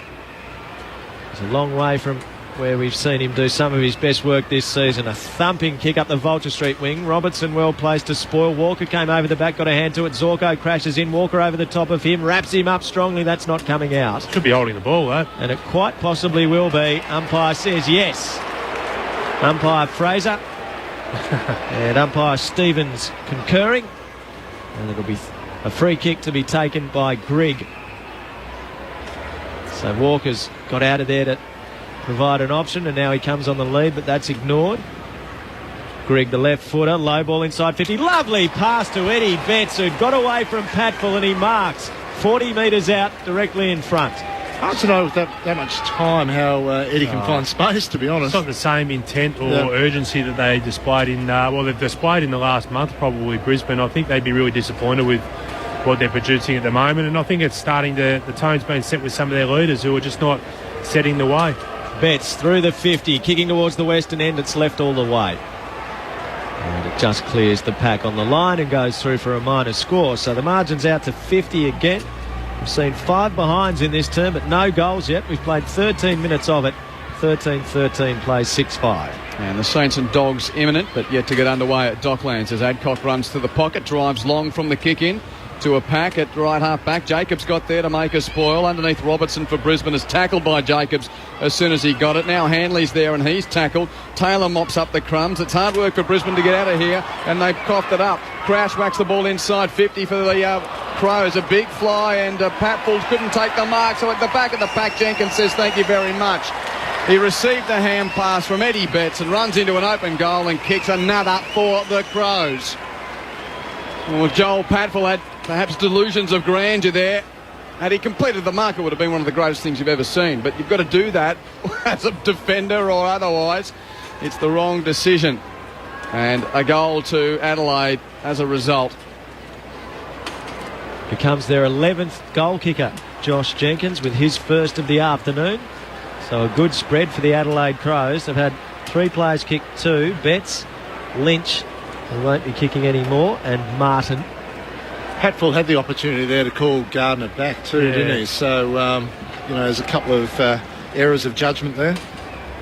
Martin initiates body contact, but Jacobs, with eyes for the ball, palms down, taken away by Lyons of the Crows. He kicks towards half forward, wobbling ball out towards the boundary line. Walker and Merritt pursue it. It's near the line, and Walker sees it out of play, 60 from goal. I reckon I'll have some hope of convincing Josh Fraser if he's got some say in the votes today. We look at stat sheets and look at people who've got possessions. If Sam Jacobs is not the most valuable player out there for Adelaide today, I'll go he. He's been handy. Ever you're going to convince someone it's an ex-ruckman too, That's why I thought I'd just go to a very, very receptive target. Zorko picks up on the wing, just gets his hand passes tackled for the Lions to Green. Green falls over near the boundary line, and it's socked over and out on the full accidentally. I'm not entirely sure how, but it definitely was. It just managed to catch a foot before it crossed the line. It was off the boot of Brown. Rockcliffe's got it. He kicks towards the edge of 50. Can the Lions find a goal here? It's Talia attacking the ball out of defence. He's tackled and dispossessed though. Over at Crisp, locking it inside, attacking 50. He's tackled by McKay. It'll be thrown in the air 40 metres out. All those matchups down back are working really well for the Crows, aren't they? Now they're starting to, smell a bit of blood and attack and get off their opponents and lead their opponents to the ball as well. And Jacobs, having been beaten for that tap, actually gets a free kick because Steph Martin slung him out of the way as Jacobs went to battle on at ground level. He kicks it wide and finds the target. The release from half-back is good, marked by Grigg on the wing. His hand pass fumbled for a moment by Wright, but he regathers, slots it to Sloan, who's on halfway. He kicks it to right half forward, hard running from Henderson to take a mark. Crisp closes him down, but Henderson kicks back to the corridor. Front on spoil from Maguire is against the law of the game, and Jenkins will get a free kick. That's well, a they goal. pay advantage. Cameron's kicked it. Yeah, they'll pay advantage. Cameron got the spill and had a snap, and he's kicked the goal from 15 metres out. And another one for Adelaide. This is becoming a very good day out for the Crows, on a day where percentage will also get a fine boost in their tightrope walk to September. That's now a 62-point lead. Cameron with his first. Adelaide 15-13, 103. Brisbane 6-5, 41. Just watching the replay and watching Pat Maguire talk to the umpire, I'm not entirely sure what he could be complaining about. That's a free kick every day of the week. And it's interesting when you just look down and there's a stop at play, you look at the Adelaide players pointing, directing, setting up. They know what they have to do. They understand what they have to do. You look at Brisbane and there's really just a lack of that initiative and leadership across the board today. 12 goal kickers now for the Crows. Out of the middle, it's Buick for the Lions. Balks to hand pass and cuts it half through them. Did well. A low left football inside the 50. Pushed out Shirley McStay. No free kick. Taken by Thompson. He's dispossessed in the tackle. Hassled by Green, who gets a kick to the pocket for the Lions. It bounced away from Taylor. Slapped down by Henderson. To McKay to Yench. Back to McKay along the boundary line. Nice link up from the Crows. Kick to a one-on-one. Walker and Merritt on the wing. Hand to it. Walker hits the deck. Merritt paddles towards the boundary line, clatters into Matthew Wright. It's gone out. Centre wing on the Vulture Street side. Big lead to the Crows, 62 points. Good crowd in at the Gabba. The locals haven't seen the game go their way after initially in that opening term seeing some enthralling footy from the Lions. The Crows have really worked their way on top. Hand pass of Crouch was pinched by Zorko on the wing. Gives a hand pass to Hanley. Hanley to Rockcliffe. Now they're out the Lions. He wants to give another hand pass. Hits the deck. Ace gathers. He's got Green on the outside, but gives to Mays. 55 from goal at left half forward. His hand pass to a flat-footed Ace. Back it goes to Mays. The South Australians kick around the corner to a pack. Fisted away by Talia. Came to McKay. He's tackled. Did well to get the hand pass. And a clearing kick by Douglas is an excellent one. Marked by Sloan at right half back. It's hard as a Brisbane forward star. So it'd be a nightmare playing down there with the handball and the persistence on the extra handball instead of kicking it. It throws your leading patterns all over the place. Agreed. And the hand pass, they could have come back inside a couple of times there going forward, and they actually went outside, which made it even worse for the forwards. Rockcliffe should have kicked. Yep. He was out, running in towards 50, should have kicked. Sloan kick to Dangerfield one-on-one on the wing, but it was spoiled over the boundary line. So a throw-in on halfway. Steph Martin juggles and eventually on hands and knees tried to tap it to Buick, but Buick couldn't handle it. Wright picks up for Adelaide. Bumbles a kick inside 50. Merritt's won that though for Brisbane. Tries to get away from Eddie, who clung onto him like a limpet and wins a free kick for holding the ball. Oh, great work, little man, on the big man with the red hair. Eddie Betts punching above his weight there. Give him a medal for just winning the kick. Slow start by Eddie, but he's gradually worked his way into the game. So he and little Cameron are going to be very valuable for them as the next month progresses. He's looking to dish off. He doesn't go for goal. Walker presents in the pocket, and Walker takes a mark. Why that hole was not filled, I do not know, but Taylor Walker says, thank you very much. I'll run to the space. Nice service, Eddie. I'm on the same angle, but 30 metres closer to goal. Without being too negative on it, I mean, the scoreboard's clearly getting away from the Lions, but this could turn into a bit of a disaster if they don't try and wrestle some ascendancy back. They've been really good for a lot of the year, but at the moment they're just they're in survival mode. Well, this will make it 10 of the last 11 goals in the game if Walker can kick truly here, and he does from the right forward pocket. That's a fine spearheads finish. His second, and Adelaide dismantling Brisbane here. The Crows 16-13, 109 lead Brisbane 6-5, 41. Well, we've probably been fooled a bit over the last 3 or 4 weeks with the Lions, the opponents that they've had and the wins they've had and the performances they've put in. Last weekend's game was not a high quality, but they managed to get a win on the road, which was always good. But they're up against a really high quality opposition today in Adelaide, who have really got some purpose. You can really see what they've got their sights set on. And of all those teams around between 7th and 10th or 11th on the ladder at the moment, it's they look a real prospect. Thoughts of Craig Starcevich on Grandstand AFL. Martin won the tap that time, but it's Crouch emerging from the Crows for the middle. From the middle, he kicks to the pocket. Wright's out after it. Harwood after him. Towards the boundary line it goes. Flip back by Wright towards Betts. His hand pass pinched by Harwood. Gives it to Maguire. Fends off a couple. Did he fend off high? No. Ball out towards the boundary line at half-back, and it's going to be seen out by Patfell and Sloane. If West Coast win today, there will be 4 premiership points between 7th and 12th. One win between 7th and 12th. They're all queuing up. That's intriguing, isn't it? Martin taps towards the boundary line. Will it get there? Yes, it will. It'll be thrown back in. Still 60 metres from the Adelaide Crows goal at the western end. It'll boil down to your draw, won't it, in the end, I would have thought. Who gets the easy run in and who has to play teams around them. I know Richmond and Adelaide next week will be a beauty, so looking forward to that. Well, they're a big tease, Richmond, aren't they? They'll have to play the Swans in the last round if they can still be in the race. In contention for 9th, the Tigers. Rockcliffe, long hand pass over the top. Adelaide come up with it. Martin spins through the tackle, gets a hand pass away to Dangerfield. He feeds McKay. McKay tackled, got his hand pass too. Out in front of Cameron. Cameron at centre half forward gives a hand pass over the top. Grigg gives a hand pass. Should be another goal to Adelaide. Oh, the kick from right was no good. Jacobs on hands and knees, well tackled by Patfell. Comes to right, gives to Betts. Betts hand passes back to Cameron. The 1-2 from the two classy little players, but not the finish from Charlie Cameron. Away to the right. And the margin is 69 points at the 22.5-minute mark of the third term. Well, that was junk time and time on here in the third quarter. Adelaide had so much time and they almost mucked it up trying to be too cute. 1-3 for Charlie Cameron. Adcock to the pocket and then he kicks to right half back. McStay the target, couldn't take the mark. And Brisbane, though, will come clear. You'd think the hand pass trying to go back to McStay. He couldn't pick it up. There's a lot of handballs hitting the deck. But Taylor picks up the footy for Brisbane. He kicks it. That helps. To Steph Martin, who marks forward of the wing. He kicks to Paparone, marked at half forward. He gives a hand pass to Buick. Buick back to Paparone. Paparone in strife. Hand passes to the ground. Picked up by McStay. Gives it back to Paparone. Off a step. His kick is smothered. It rolls like a spinning top into the pocket. Picked up by the Crows. They've got numbers. Dangerfield and Sloane combined. The kick across the face of goal is a little dangerous, but Henderson will mark in the right back pocket.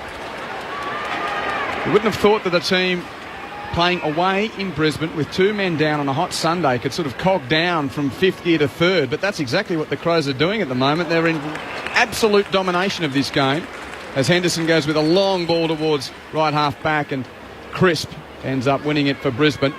You're right there, Keir. They're dominating without having to work hard, which is a real concern for Brisbane.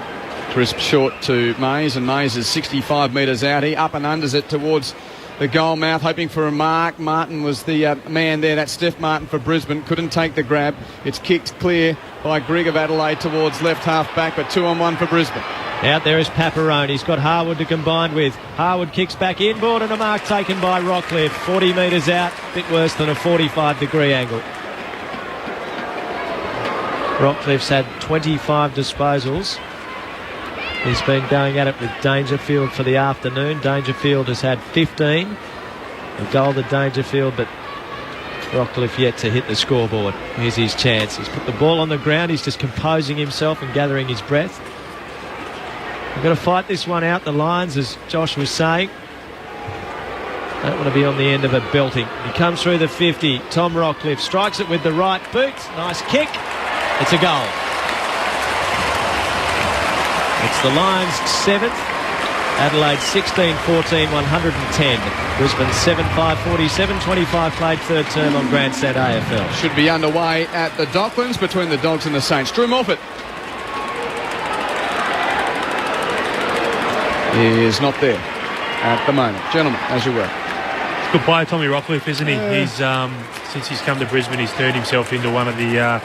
you'd almost consider him elite now throughout the competition, and continues to rack him up. I don't think he's had the same impact today as what he's had in previous games, but he still keeps trying, and to go forward and kick a goal for his team is good quality to have. So he's one that Brisbane will be looking to continue to improve.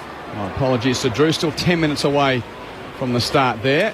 At Docklands 3:20, not 3:10.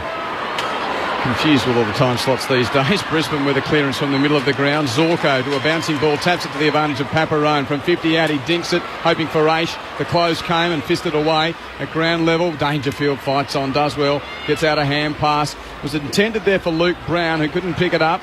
And now back in the chop. Green has it for Brisbane. Hand passes defensively to Paparone, 55 out. He kicks to the top of the goal mouth. Coming out, a bit of an awkward bouncing ball, but Rockcliffe gets on the end of it and snaps a goal. No, a behind. Gee, umpire took a while before tapping his chest there in the goal mouth.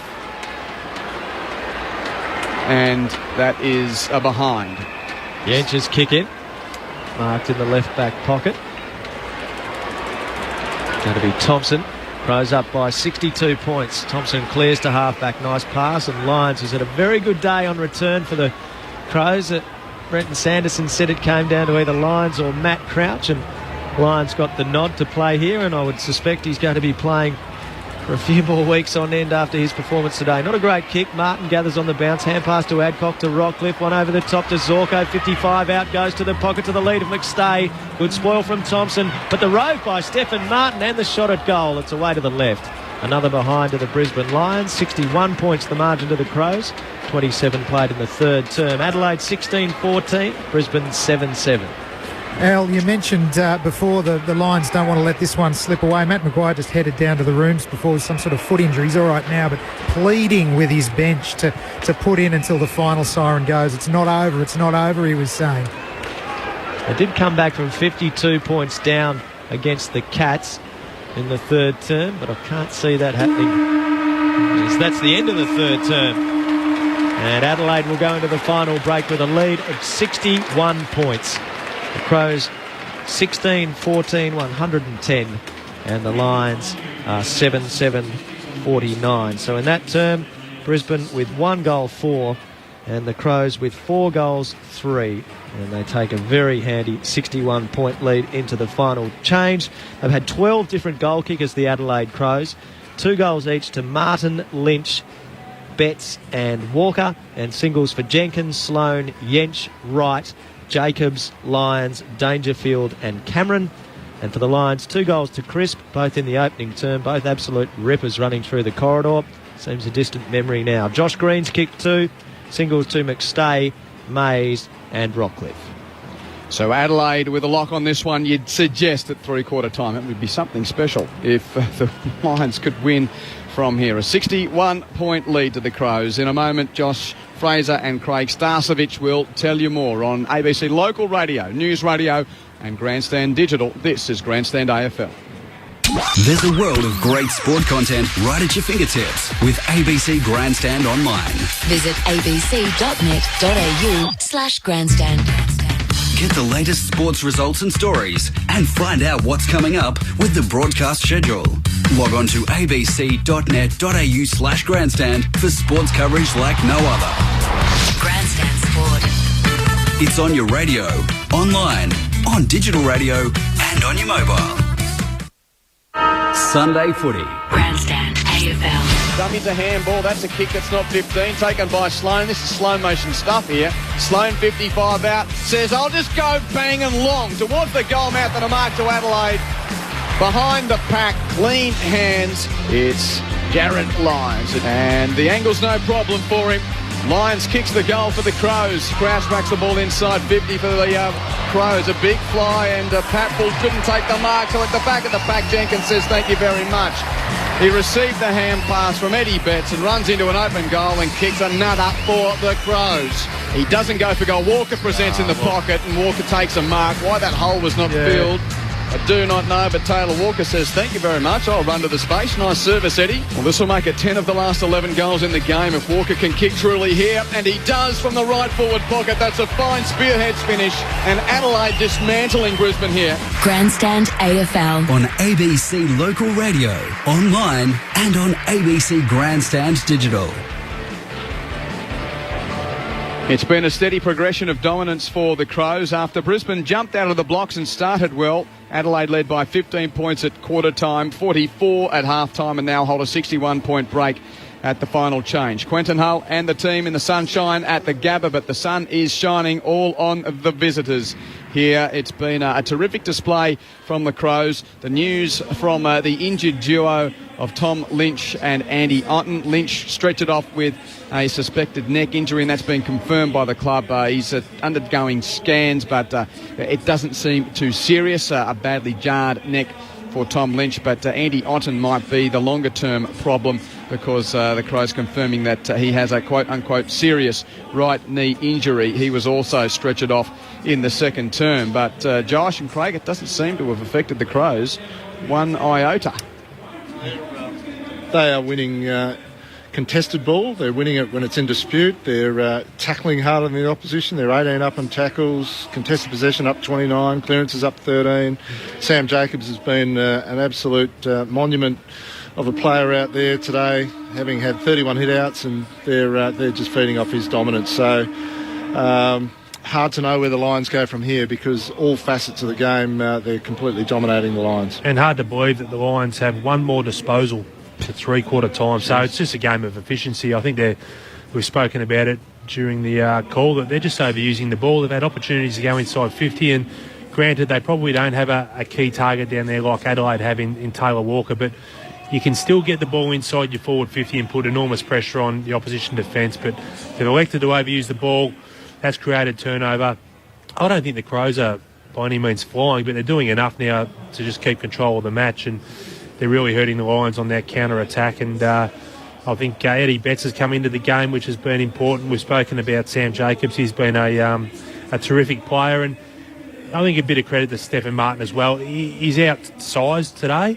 He's had 21 hit-outs of his own, and he's actually tried to make Jacobs around the ground accountable. So I think he's done a reasonable job, considering he's not a ruckman with a heap of experience either. So I think he's continued his good form on for Brisbane. And Josh, you've been in teams that are getting closer to finals or have big games around the court. I'm just thinking from Adelaide's perspective, 61 points in front, hot day in Brisbane, 2 men down with must-win games to come.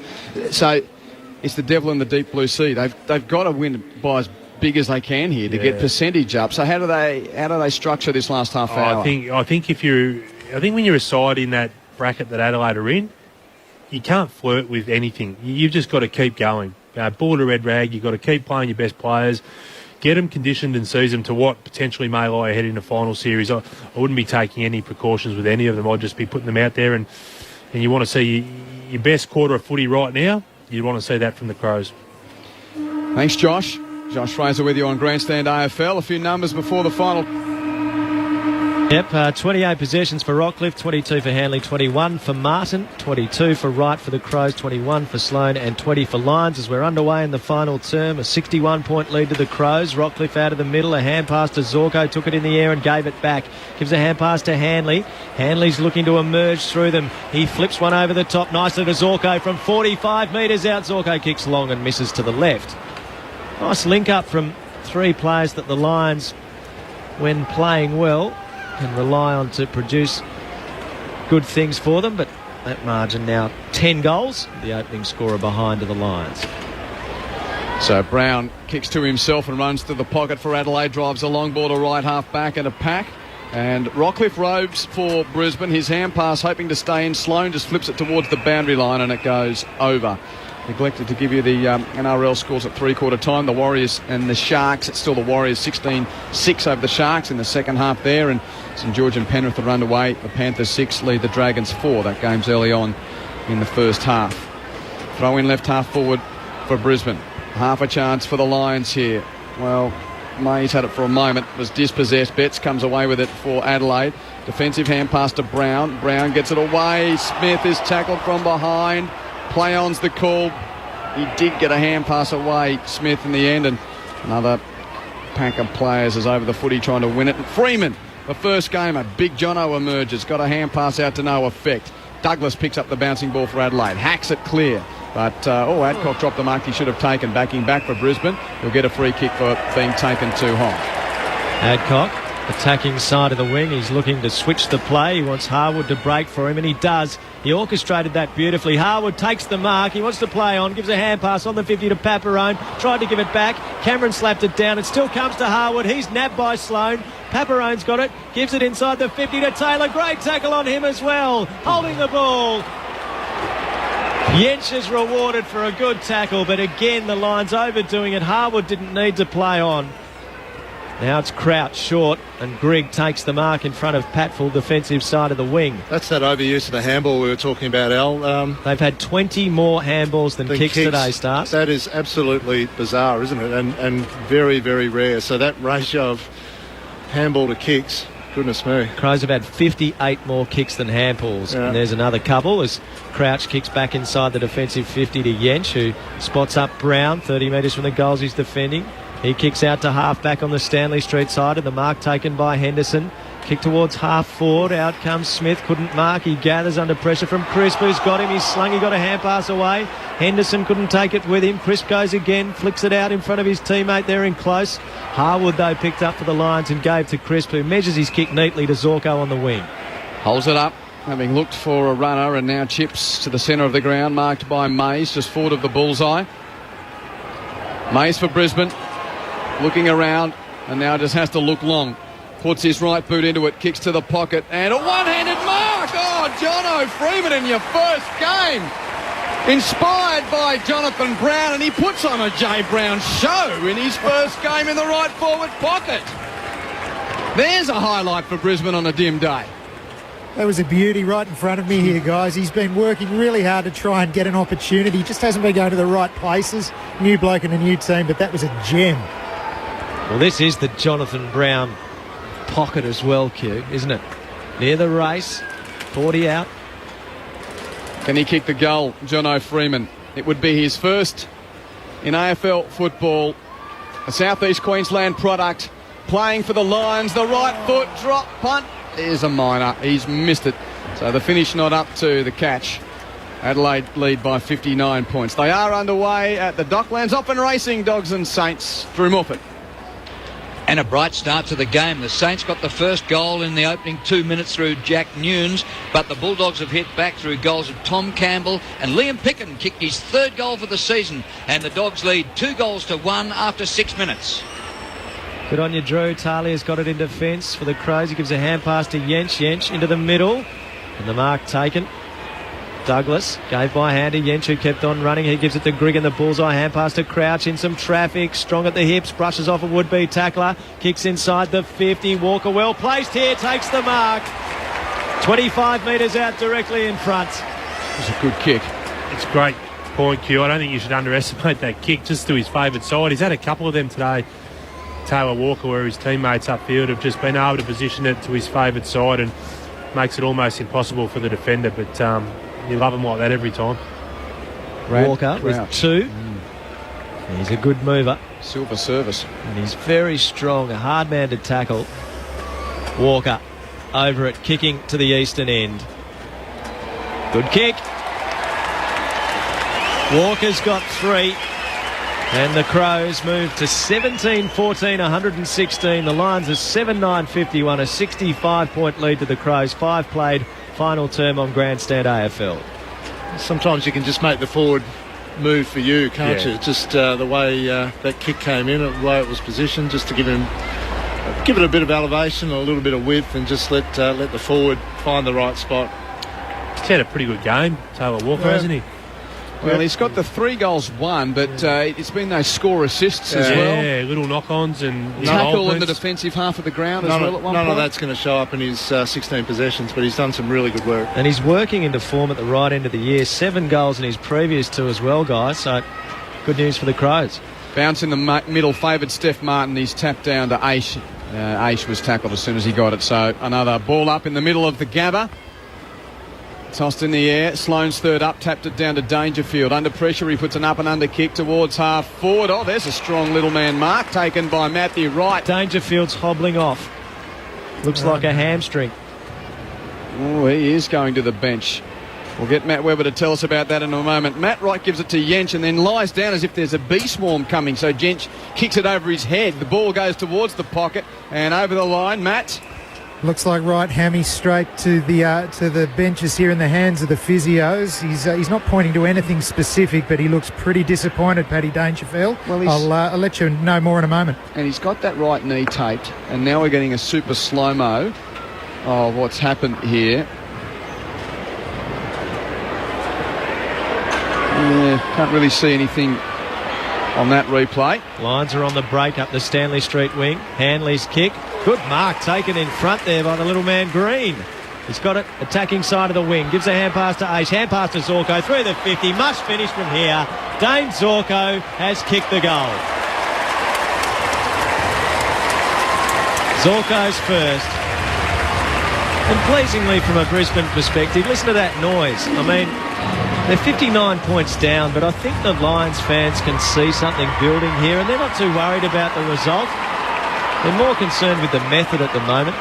Yeah, they're on a journey, there's no doubt about it. And I guess today's probably been a bit disappointing given what they've been able to produce in previous weeks. But, it's important they fight the game out now. I think it's also equally as important that Adelaide continue on their good form, because they've got a big month ahead, hopefully leading into a final series for them. But still a bit to play for both sides. What's happening to Dangerfield, Matt Webber? Straight down the race. Followed the doctor down just a moment ago, Kev.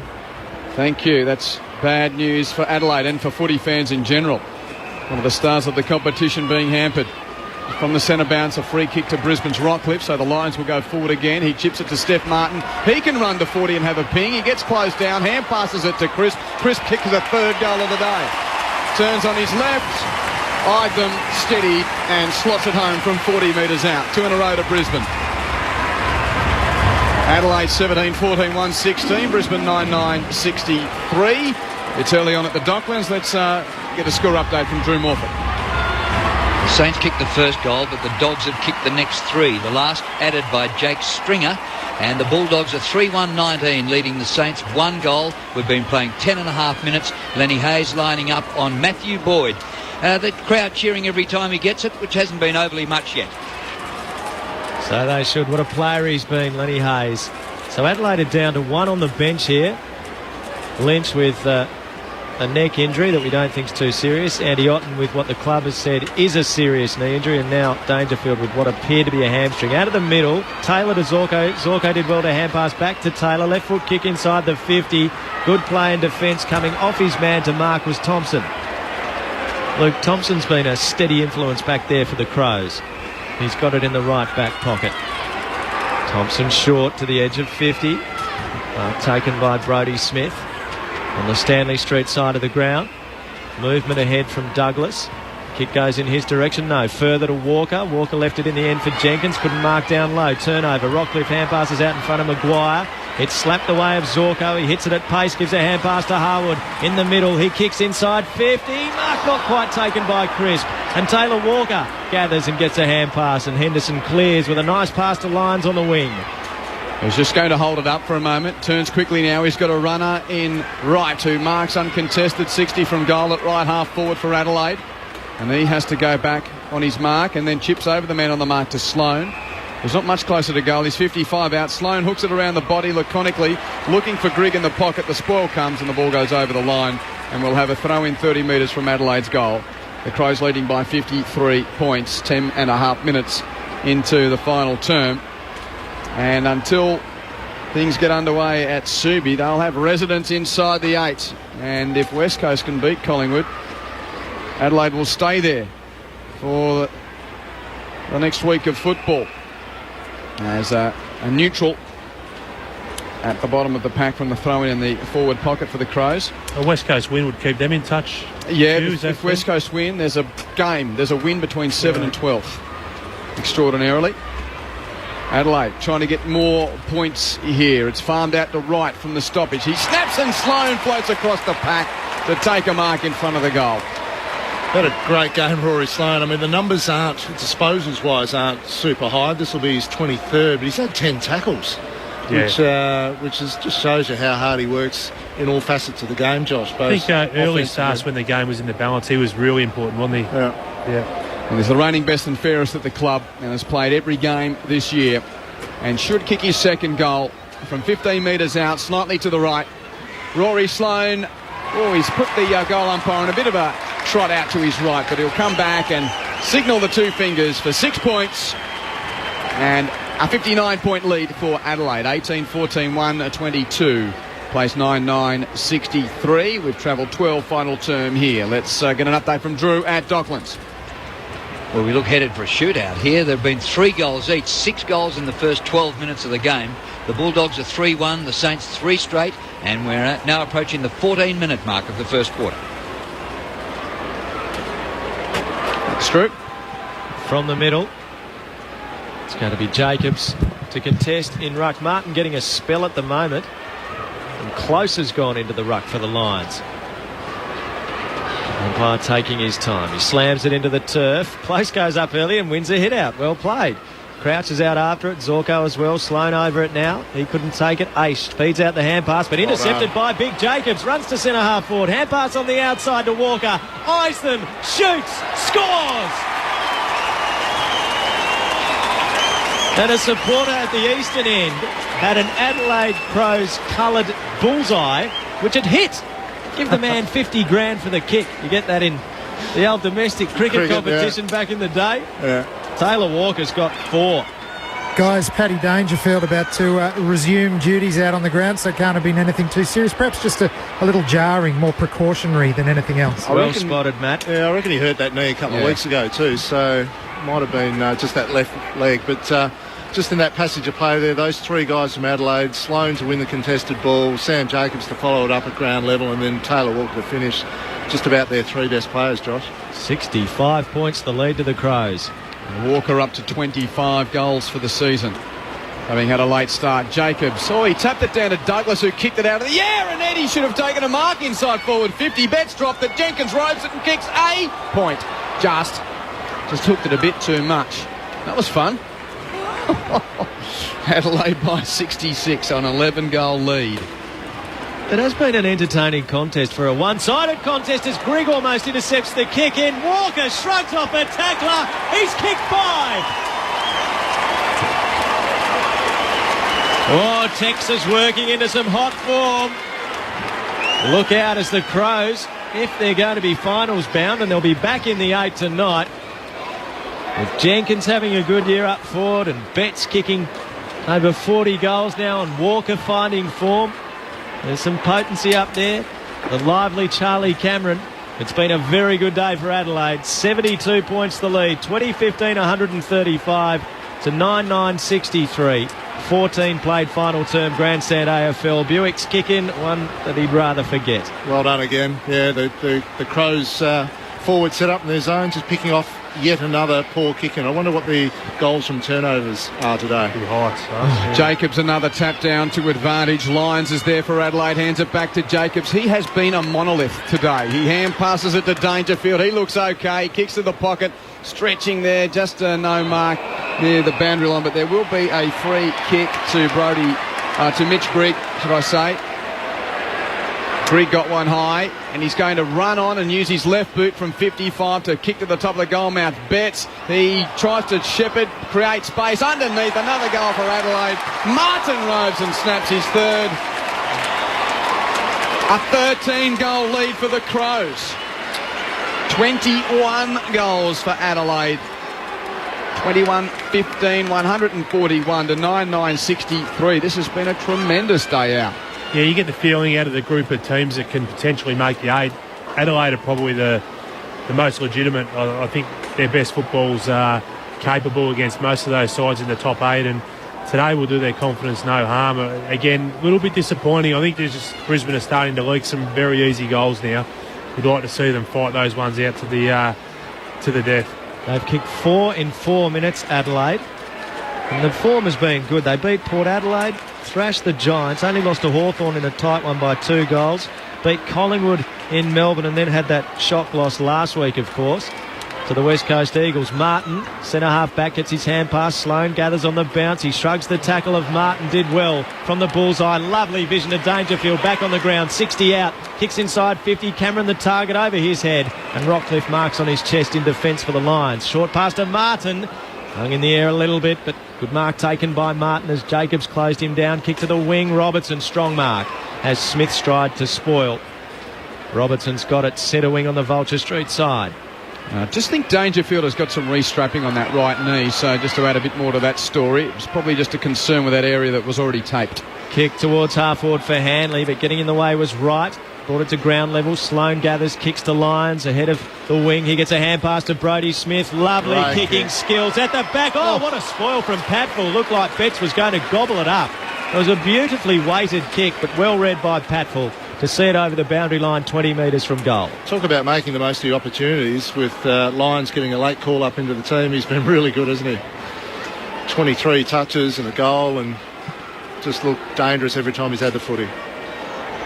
5-1 to 2-2 in favour of Adelaide in this final term. The Crows lead by 78 points. Thrown in the forward pocket. Aish gets his hand on it for Brisbane. Hand passes to Buick. A tumbling kick in hope goes straight down Sloane's throat, who marks for the Crows 52 metres from goal. He's got a man beseeching him to go over the man on the mark, and it's Jenkins, and Jenkins takes the grab on the chip pass over the man on the mark. So Jenkins will have a shot from 50. 45 degrees to the left. Sorry, Q, talking about Adelaide trying to conserve here, or whether they just keep playing it out. Rory Sloane just he's just running and running and running in this last quarter. You'd love to be able to just go and put him in cotton wool for the next 10 minutes. Josh? The Crows will only be in the 8th tonight if Collingwood can't win in the West. And their percentage of 106.3 is going to get a huge boost today, as Jenkins puts a high right boot on goal. It's not going to have the journey. There's a pack near the goal line. Is Jacobs claiming a mark? He is. He's got it. Fittingly so. Among everyone, he stands tallest and says, "I'll have the footy, thanks." Yeah. How does that happen? Well, how does this happen? Shouldn't he have 5 metres to kick the footy? He's got 3-4 Brisbane players within that. Surely that's closer than a 5 metre radius.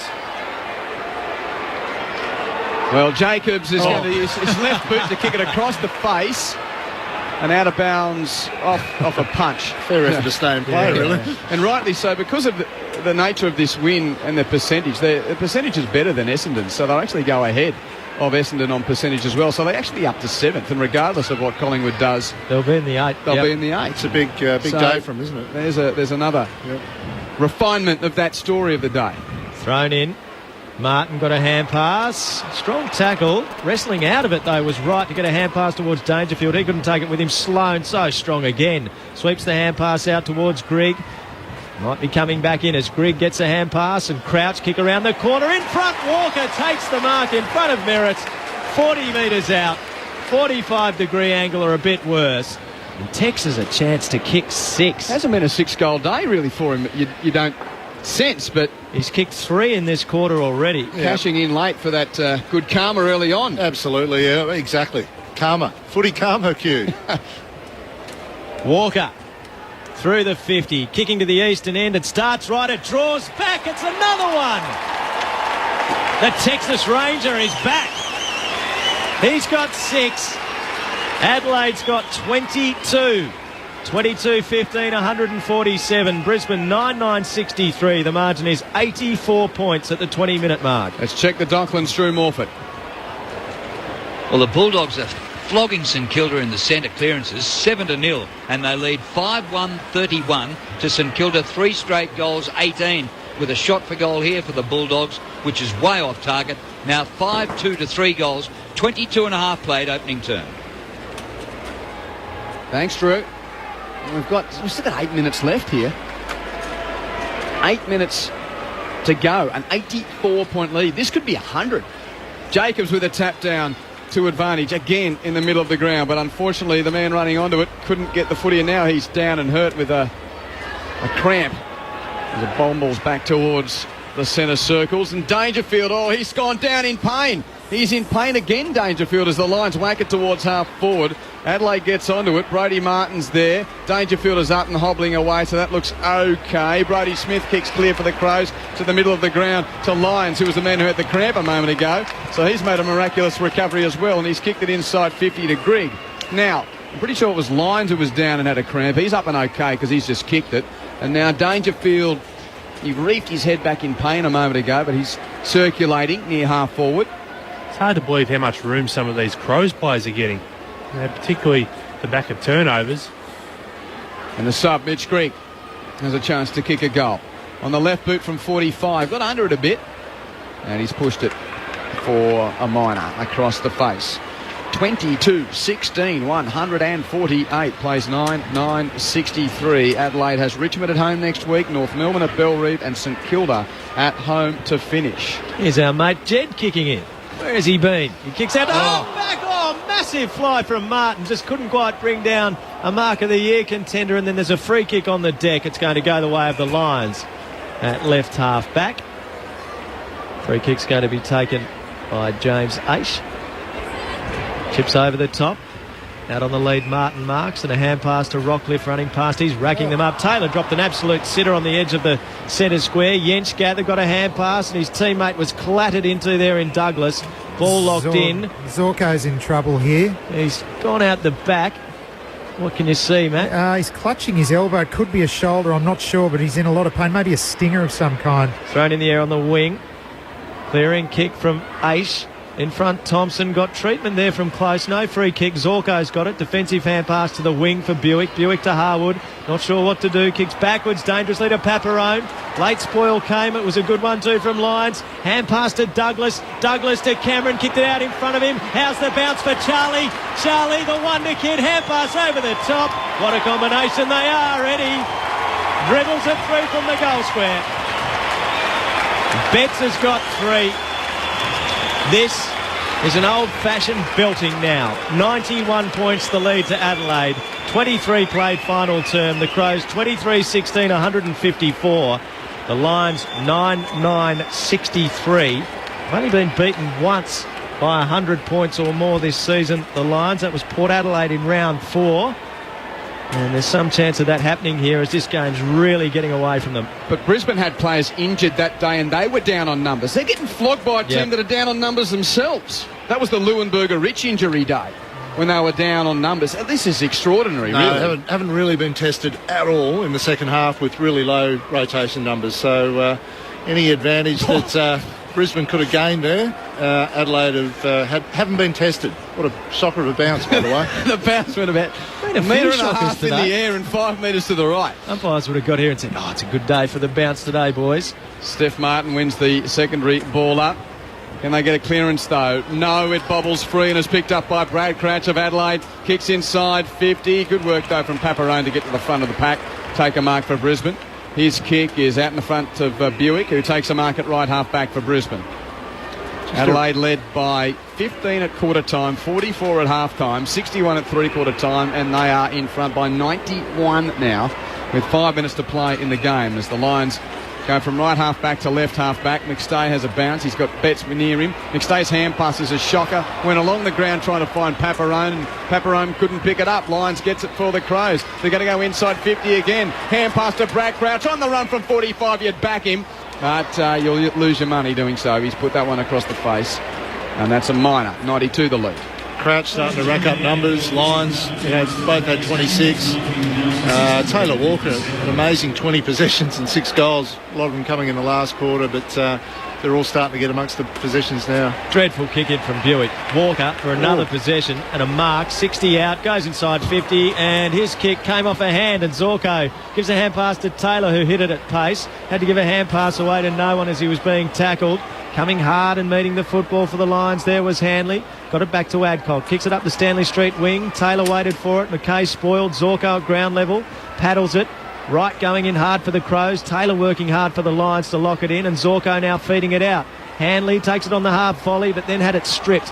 Comes from Wright. By hand he gives to McKay. McKay along the Stanley Street wing with a laconic and slow bounce. He's got too much time. He kicks to half forward. Lyons is there. Patfull's there. Across the front. Couldn't quite mark. Gave a hand pass towards the boundary line.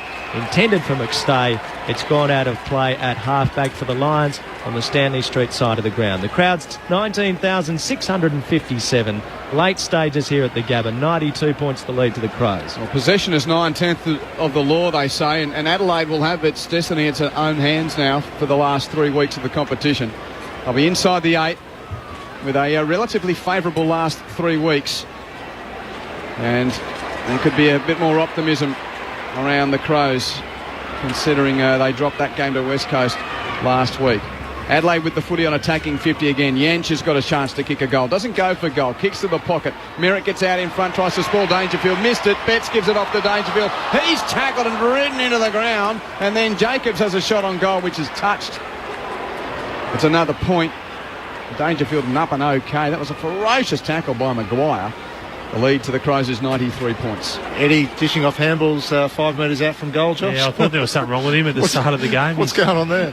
That might have been kicked through by Adcock in the end, was it? It was a rush behind. It was a rush behind. Adcock kicks to half back, slapped the back of the contest.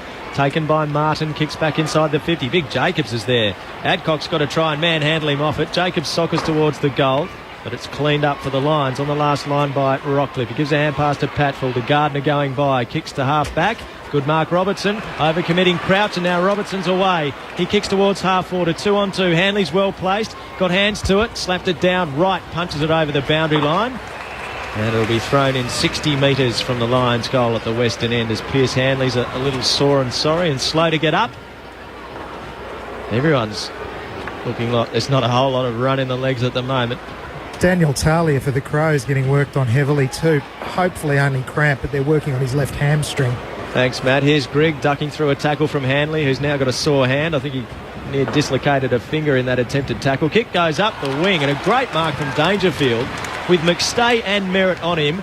Merritt's a little lackadaisical getting back. Lovely pass from Dangerfield onto the chest of Sam Jacobs. He marks 45 metres out, bit worse than a 45-degree angle. What a kick, what a mark to start with too by Paddy Dangerfield, who's not functioning on all cylinders at the moment, but really good contested mark out here, rolled on quickly and without really knowing whether Sam Jacobs was coming at him, shot the bullet. Made him, didn't he? It made him come to him, didn't it, with a little bullet lace out. So Jacobs, he's got one today. He'll be kicking from right on the paint of 50. In the sunshine at the Gabba, Big Sam, he's had multiple hit-outs. Now he's got multiple goals. His second goes through. It gives him cramp. He doesn't care. That margin's creeping up. 99 points. Will they crack the ton? 28 played final term. 24-18, 162 to 9-9-63. Drew at Docklands. Thanks, Q. Well, if there's any emotion in St Kilda because of Lenny Hayes, I can't see it. They're getting flogged at the moment. The Bulldogs by 26 points, 7-3-45 to the Saints, 3-1-19. And we're approaching quarter time, and it's all one-way traffic for the Dogs. One-way traffic here. That's their last 11 scoring shots in the game to Adelaide. They've kicked 7-4 without Brisbane scoring since the 12-minute mark of this term. Centre bounce. Jenkinson's in ruck. He got it down to Crouch, but Crouch's hand pass stolen by Crisp. Crisp's hand pass is stolen, and the Crows will come forward again. Hand pass goes to Cameron. His hand pass goes back to Crouch. Crouch kicks it to the goal mouth. Dangerfield there. Nice ball came from Gardner. Back of the pack picked up by Maguire for Brisbane, and his left foot kick is good. Finds a target at left half back. Mays the recipient. Mays goes short to Rockcliffe. And Rockcliffe is still well inside defensive 50. He shorts it to Green. Brisbane have got Collingwood at the MCG next week, then Fremantle at the Gabba and Geelong at Cardinia Park. So this may have been the last chance, really, where the optimistics would have given them a hope of pinching another win before the end of the year. They've turned it over going to the wing. Adelaide's got the footy. Mark's taken by McKay. McKay's kick towards half forward is marked by Dangerfield, and he's just taking a bit of a posse around half forward and easing his way down after a busy day where he tweaked his knee a bit. Chips it short, and Yench has got the ball. He's just forward of the wing. 6 wins for the year for Justin Lepich and his team, and you wouldn't get too many suggesting they could pinch one in the last 3 weeks. Long ball towards the pack in the goal square, and another goal to Adelaide. Roving at the back, it's Mitch Grigg. Was able to dribble it through from 10 metres out. There's the ton at the Gabba. Raise your bat, Crows. And salute the fans that have made the trip from South Australia, because that is a 105-point lead. 25-18, 168 to Brisbane's 9-9-63. He's got plenty of mates, but Mitch Grigg to come on at half-time and have 13 possessions and kick a goal, he's been terrific, as has Lyons, who came in late to the team, and the usual suspects, Sloan and Jacobs and Walker, have been absolutely outstanding. So just a complete performance by Adelaide, Josh. Yeah, nice tune-up for him, isn't it? Just leading into the last 3 rounds. Martin the tap down to Crisp. He's tackled immediately. Got the hand pass to Martin, who hacks a kick forward for the Lions to a pack. Fisting away from Ace was Smith. It goes towards the boundary line. Robertson will get there first for the Lions. He's working in a tight situation, so he's got a quick kick. A squaring ball towards the goal square. No mark taken for the Lions. Martin's got it for the Crows. Handball out towards the boundary line. Yench is there. He just keeps it in play. Matt Jentsch has been a good player. He kicks towards Cameron, who in the end edged out Martin, allowing a path for Grigg, who takes the mark at right half back for the Crows. Grigg, low left foot kicks, not a great kick. Knocked down by McStay, but slapped on the Crows' way by Jenkins, and Sloane, the impressive one, kicks towards Walker, flies up, Merritt in front, nearly marked. That's the end of it all. A 105-point win to the Crows, who are back in the top 8 and looking dangerous. They've knocked the stuffing out of the Lions.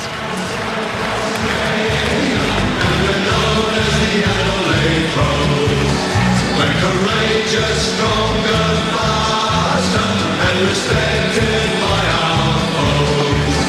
And narration of the nation out into the nation shows.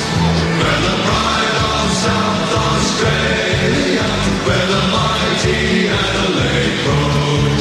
13 goal kickers for the Adelaide Crows. On a big afternoon, Taylor Walker kicked 6, including 4 in the final term. 3 to Martin, 3 to Betts, 2 to Jenkins, 2 to Sloane, 2 to Jacobs, 2 to Lynch, singles to Cameron, Grigg, Dangerfield. The list goes on. Wright, Jentsch also got a goal for the Lions. 3 to Crisp, 2 to Green, singles to Zorko, McStay, Mays and Rockcliffe. A 105-point win to the Crows. 9-9-63 the Lions, the Crows 25-18, 168. Where the story will be told as we fight the rugged battles, the flag will be our goal. Our skill and nerve will see us through. Our commitment never grows. We're the pride of South Australia. We're the mighty Adelaide Crows. Yes, the pride of South Australia. We're the mighty Adelaide Crows. We've got a quick wrap-up here, boys. We're just 3 minutes or so before News Radio leaves and the rest of the country heads to the build-up to Collingwood and West Coast. But Adelaide have absolutely destroyed the Lions here. And just having a quick look at the record book, I'll need to delve deeper. I'm trying to think of the last time Brisbane was beaten by 100 points at home. We'd have to go back to the Bad News Bears days, I'd reckon, or the late 90s when the Lions were an absolute rabble before Lee Matthews came to the club. It's been a terrific performance from Adelaide today. Josh Fraser, Craig Starcevich, your thoughts? Yeah, the only downside for Adelaide, Q, is a couple of serious injuries. One to Tom Lynch. Hopefully he'll come up quick, but Andy Ottens, it may not be as positive, given that he went off with a knee injury. But they absolutely dismantled the Lions, as we've seen and spoken about. They won the ball when it was in dispute. They got it back off the opposition when they had to with tackling stats. Their kick to handball ratio was a hell of a lot better than the Lions. Lions just over-possessed the ball, mainly because they're under pressure the whole time, and just completely dismantled the Lions. So a really good, solid win. It's probably worth 8 or 10%.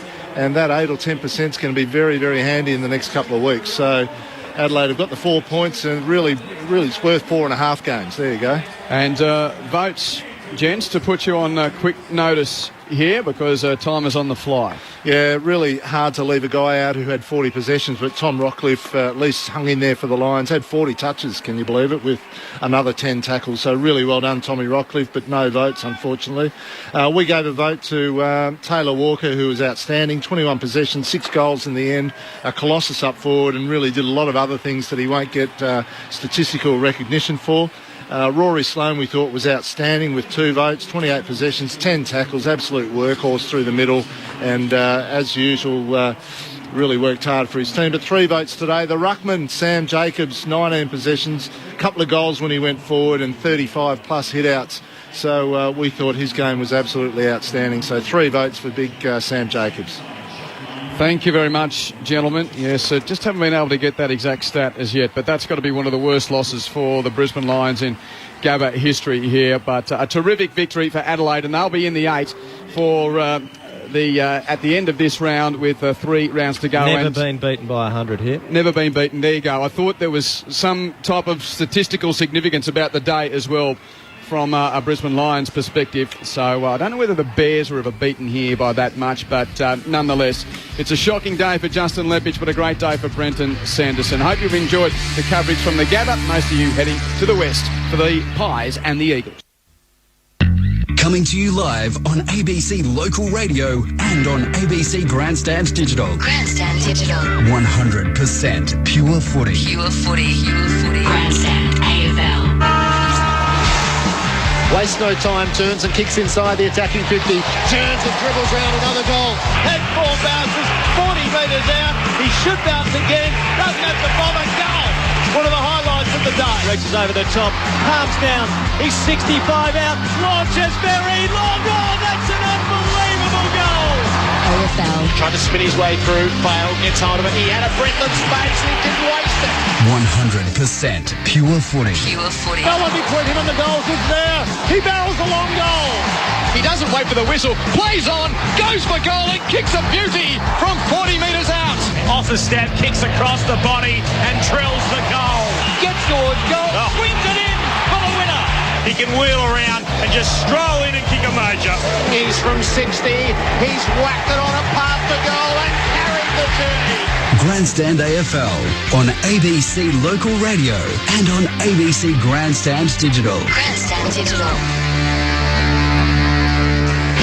It's a huge game for both the West Coast Eagles and Collingwood. The Magpies have dropped back out of the 8 with Adelaide's monstrous win over Brisbane a short time ago, so they need 4 points. And the West Coast Eagles again talk around Perth that they are a silly finals chance. It would just be a silly one, but if they're to have any hope of making the finals, after most of us wrote them off a number of weeks ago, they must win today against Collingwood. And they're a team that the Eagles have got a very poor record against. The Magpies have won their past 3, and they've won 10 of their past 11 games against West Coast. The Eagles will be hoping to put on a performance. They inducted another 6 players into their Hall of Fame last night. We'll speak about that very shortly. They'll be here today, or most of them will be anyway, as the West Coast Eagles take on Collingwood at a cool Subiaco Oval. G'day, Clint Wilden in commentary today alongside Corbin Middlemass, and with us Ken Judge and James Clement. Ken, good to see you. James, great to be back with us again. Ken, this is a big one for Collingwood after what happened up north with Brisbane thumping Adelaide, isn't it? Well, it's a big game for both sides because, West Coast would harbour some slight hopes of playing finals footy, and I think they're pretty slight at the moment. But, while there's life, there's hope, and there's a bit of life there for them. So I think that they would be thinking the door's slightly ajar for them, whereas Collingwood, on the other hand, they've got to win because they have dropped out of the 8, but they also need to, they would have thought, and I think most of us thought that Collingwood are probably were going to be a top 8 side this year, and their season's really well and truly on the line as well. Need to just confer there, touch of jet lag, of course. Adelaide thumping Brisbane by 105 points. Thanks, Corbin. Good to see you again, mate. How you been? Yeah, likewise. Good to have you back. Probably due another good game in this round of footy. We've had a couple of blowouts and obviously a 100-point margin here. So apart from really the Fremantle game last night against Geelong, and Friday night offered plenty, the match obviously between Essendon and Richmond kicked the last few goals to make it 18 points. But there's not much between these two teams, as you said, James. You obviously follow your former side, Collingwood, very closely. How do you see them situated at the moment? Well, look, it's fair to say that they've certainly been up and down as far as the form line goes this year, and it reflects the fact that they've been in and out of the 8, particularly in the last few weeks. And even though we are a couple of years into the Nathan Buckley regime, it's a team that tends to look as though they're still struggling to adapt to his style of play. And obviously he moved on some quite senior players that he thought needed to be refreshed at the end of the last season. And those fresh faces have come in while they've had some good games. They've actually had some very poor games as well, and have certainly contributed to that up and down style of form. But they're knocking on the door of the 8. Don't think they're going to be serious finals contenders if they do get in this year, rather than just making up the numbers. More from James and Ken shortly, but we're joined by a very special guest down on the boundary West Coast. Beau Waters joined the likes of Carlton Vice-Captain Kate Simpson, the Geelong midfielder Matthew Stokes, and Port Adelaide Captain Travis Boak as a nominee for the 2014 Jim Steins Community Leadership Award. He's a busy man, Beau Waters. We'd love to see him playing at the moment, but while he's not, he's got ongoing work with a number of community and charitable organisations. He donates time to the Cancer Council Council of WA. He's a board member for Youth Focus, the Young Men's Project Committee. He's a regular Camp Quality volunteer and fundraiser, and a committee member of the WA Healthy Awards, overseen by Healthways WA. So he's got plenty going on, and right now he's about to talk to Dave Lindsay. Dave, g'day.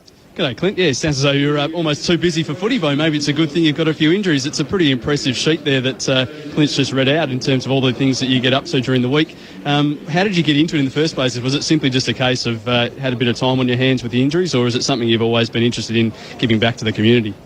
Yeah, look, it's something I've been passionate about for a long time. I don't think it's a reflection of my injuries. The club's been great in helping facilitate the opportunities, and it first started with Council WA, and it's grown from there. I sort of started as an ambassador and then moved into a board role and directorship. So I love meeting people and hearing people's stories and engaging with the broader society, and it's a bonus that while I'm injured I get to invest a bit more time into it.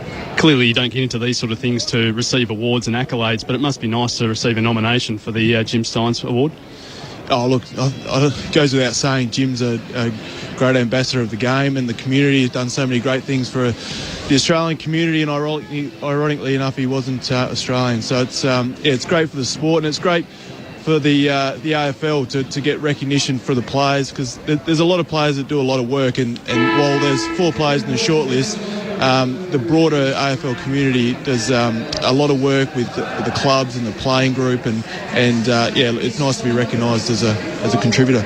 No doubt it would be very frustrating for you to spend another season on the sidelines watching your mates out there. Firstly, how is the body, and what are the plans for the future? Can we expect to see you back out there ready and firing after a good pre-season for next season?